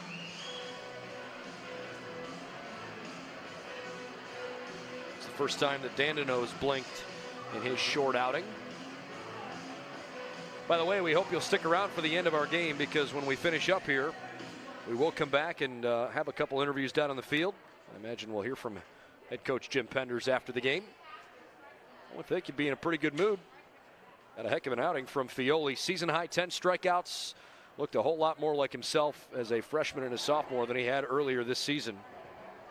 And that breaking ball continues to improve after he spotted the fastball nicely throughout the night. That one was not spotted well. Ross Cadena takes it inside and it grazed him. This is why college baseball is so awesome. You've got the tying run all of a sudden on deck. It's not over. Another single, walk, hit by pitch, you know, something goes. Now you get the tying run to the plate in the 9th inning. That's all you can ask for. Shockers showing some fight late with a 2-out pinch hit single. Also shows you how a 4-run lead and 1 out to go is it's just never easy in the game of baseball.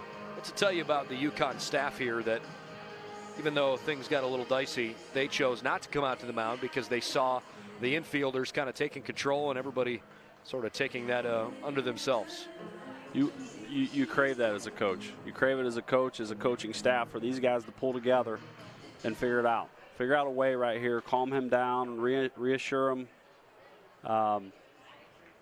Find a way, and it's neat. And you can tell these guys care about each other. They're pulling for each other. Well, it certainly started that way. But perhaps Coach Penders is thinking about making a change, and he will. So Dandino will not get a chance to close out the game. He's a little frustrated, but Huskies still have a shot. We'll take a quick timeout. UConn leads by 4, 2 outs in the 9th. We come back.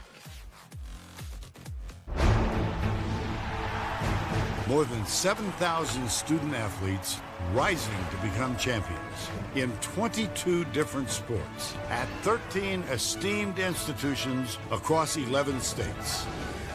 360,000 students and 2.6 million alumni rise up in celebration of a Power 6 conference known as the American, powered by determination.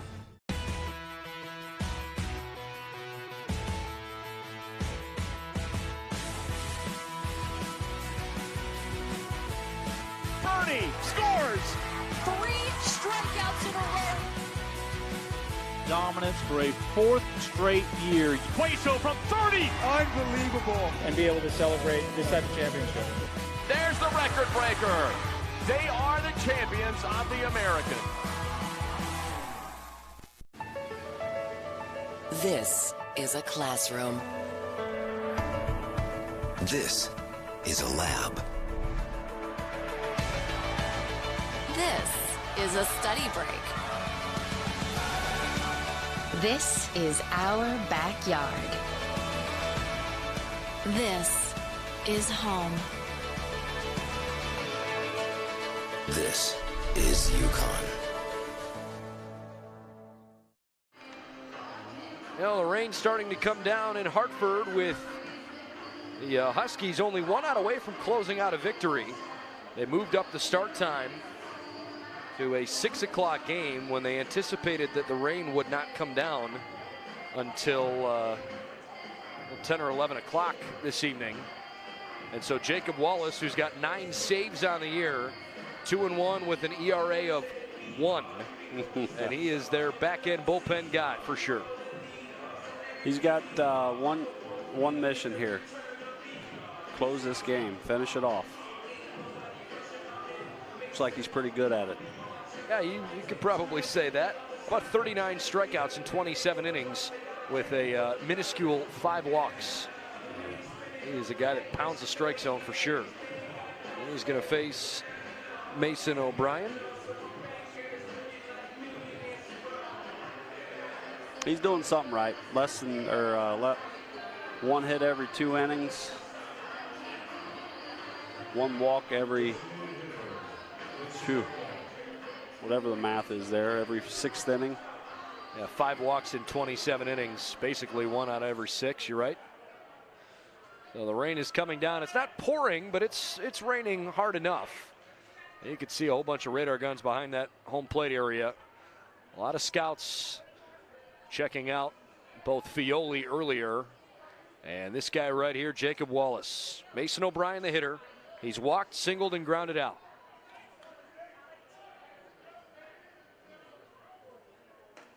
Swing and a miss. Some high cheese. Good arm. Good arm. 0-1. 2 on, 2 out. Only 3 hits tonight for the Shockers, but tying run is in the on-deck circle.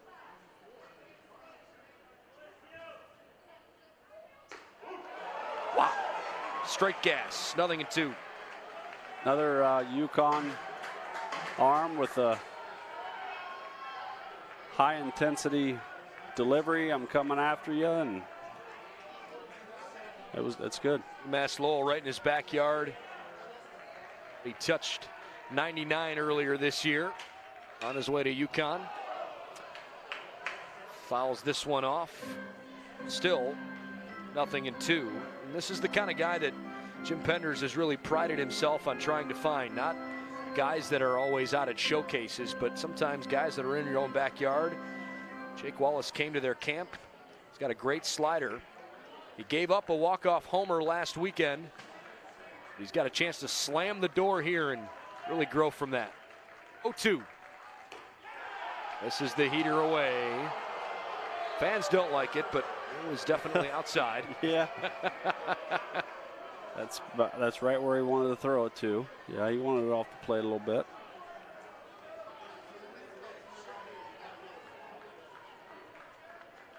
Yeah, not too many happy people with that call, but that pitch 4 or 5 inches off the plate. Fouls him away. If you're O'Brien, your heart's probably beating a little faster, but you got to be thinking he's coming heat consistently until he shows you something else. You got a guy coming out of the bullpen throwing 99. You know what's coming. Yep, I think so. Well, right here, you got a right-handed pitcher, left-handed hitter. If he throws that breaking ball and misses up with it, all you're doing is speeding that guy up. Right. So, again, if you go breaking ball, it has to be 2 planes and back foot. 1-2 is outside.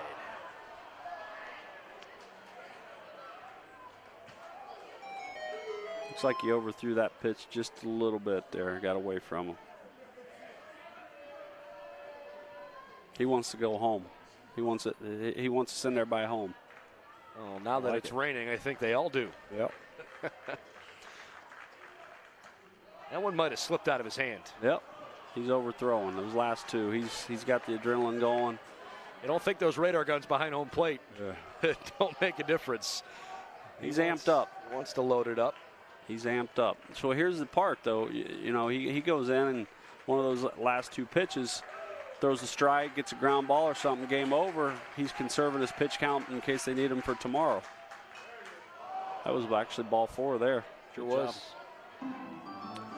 So now you're thinking about, you know, you're competing, you're in the moment, but now you're thinking about as a coach, you're thinking about a little bit on the bump, like, you know, there's not a lot, there's some pressure here, but there's not a lot because the tying run is on deck. This guy really, this runner doesn't, this guy doesn't mean anything. So we're pitching and we're thinking about, I'm gonna get this guy out in 3 or 4 pitches so I can save my bullets for tomorrow night because we got a doubleheader. Payoff pitch, swing and a miss, strike 3.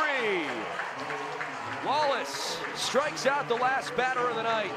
and closes out a 4-0 Friday victory for the Yukon Huskies. Shutout. How about the job Mason Fioli did tonight? 7 shutout innings, 2 hits against Fioli, barely a blemish against Dandino, and then Wallace to close it off. That's how you chalk it up. If you're a school known for your pitching and you put a lot of time and effort in recruiting top arms, that's how you draw it up right there. Well, it certainly was fun to see the way this team would come out here on Friday. UConn continues to play some good baseball. They're starting to get hot here at the end of the season. Meanwhile, the Shockers, I thought they played well, but couldn't quite come up with a victory here in Friday's game. They'll have 2 tomorrow starting 11:30 Central, 12:30 Eastern. Final line score, Wichita State, no runs, 3 hits, an error, and 6 left. 4 runs, 8 hits, 2 errors, 11 left for UConn. Fioli gets the win, the losing pitcher tonight, Liam Eddy, and the save, the 10th of the year, to Jacob Wallace. For Jenna Kowalski and for Ty Neal, I'm Brendan Gulick. On behalf of our entire production crew, good night from Hartford, where the Huskies, with a 4-0 series opening win, top the Shockers at Dunkin' Donuts Park. Have a good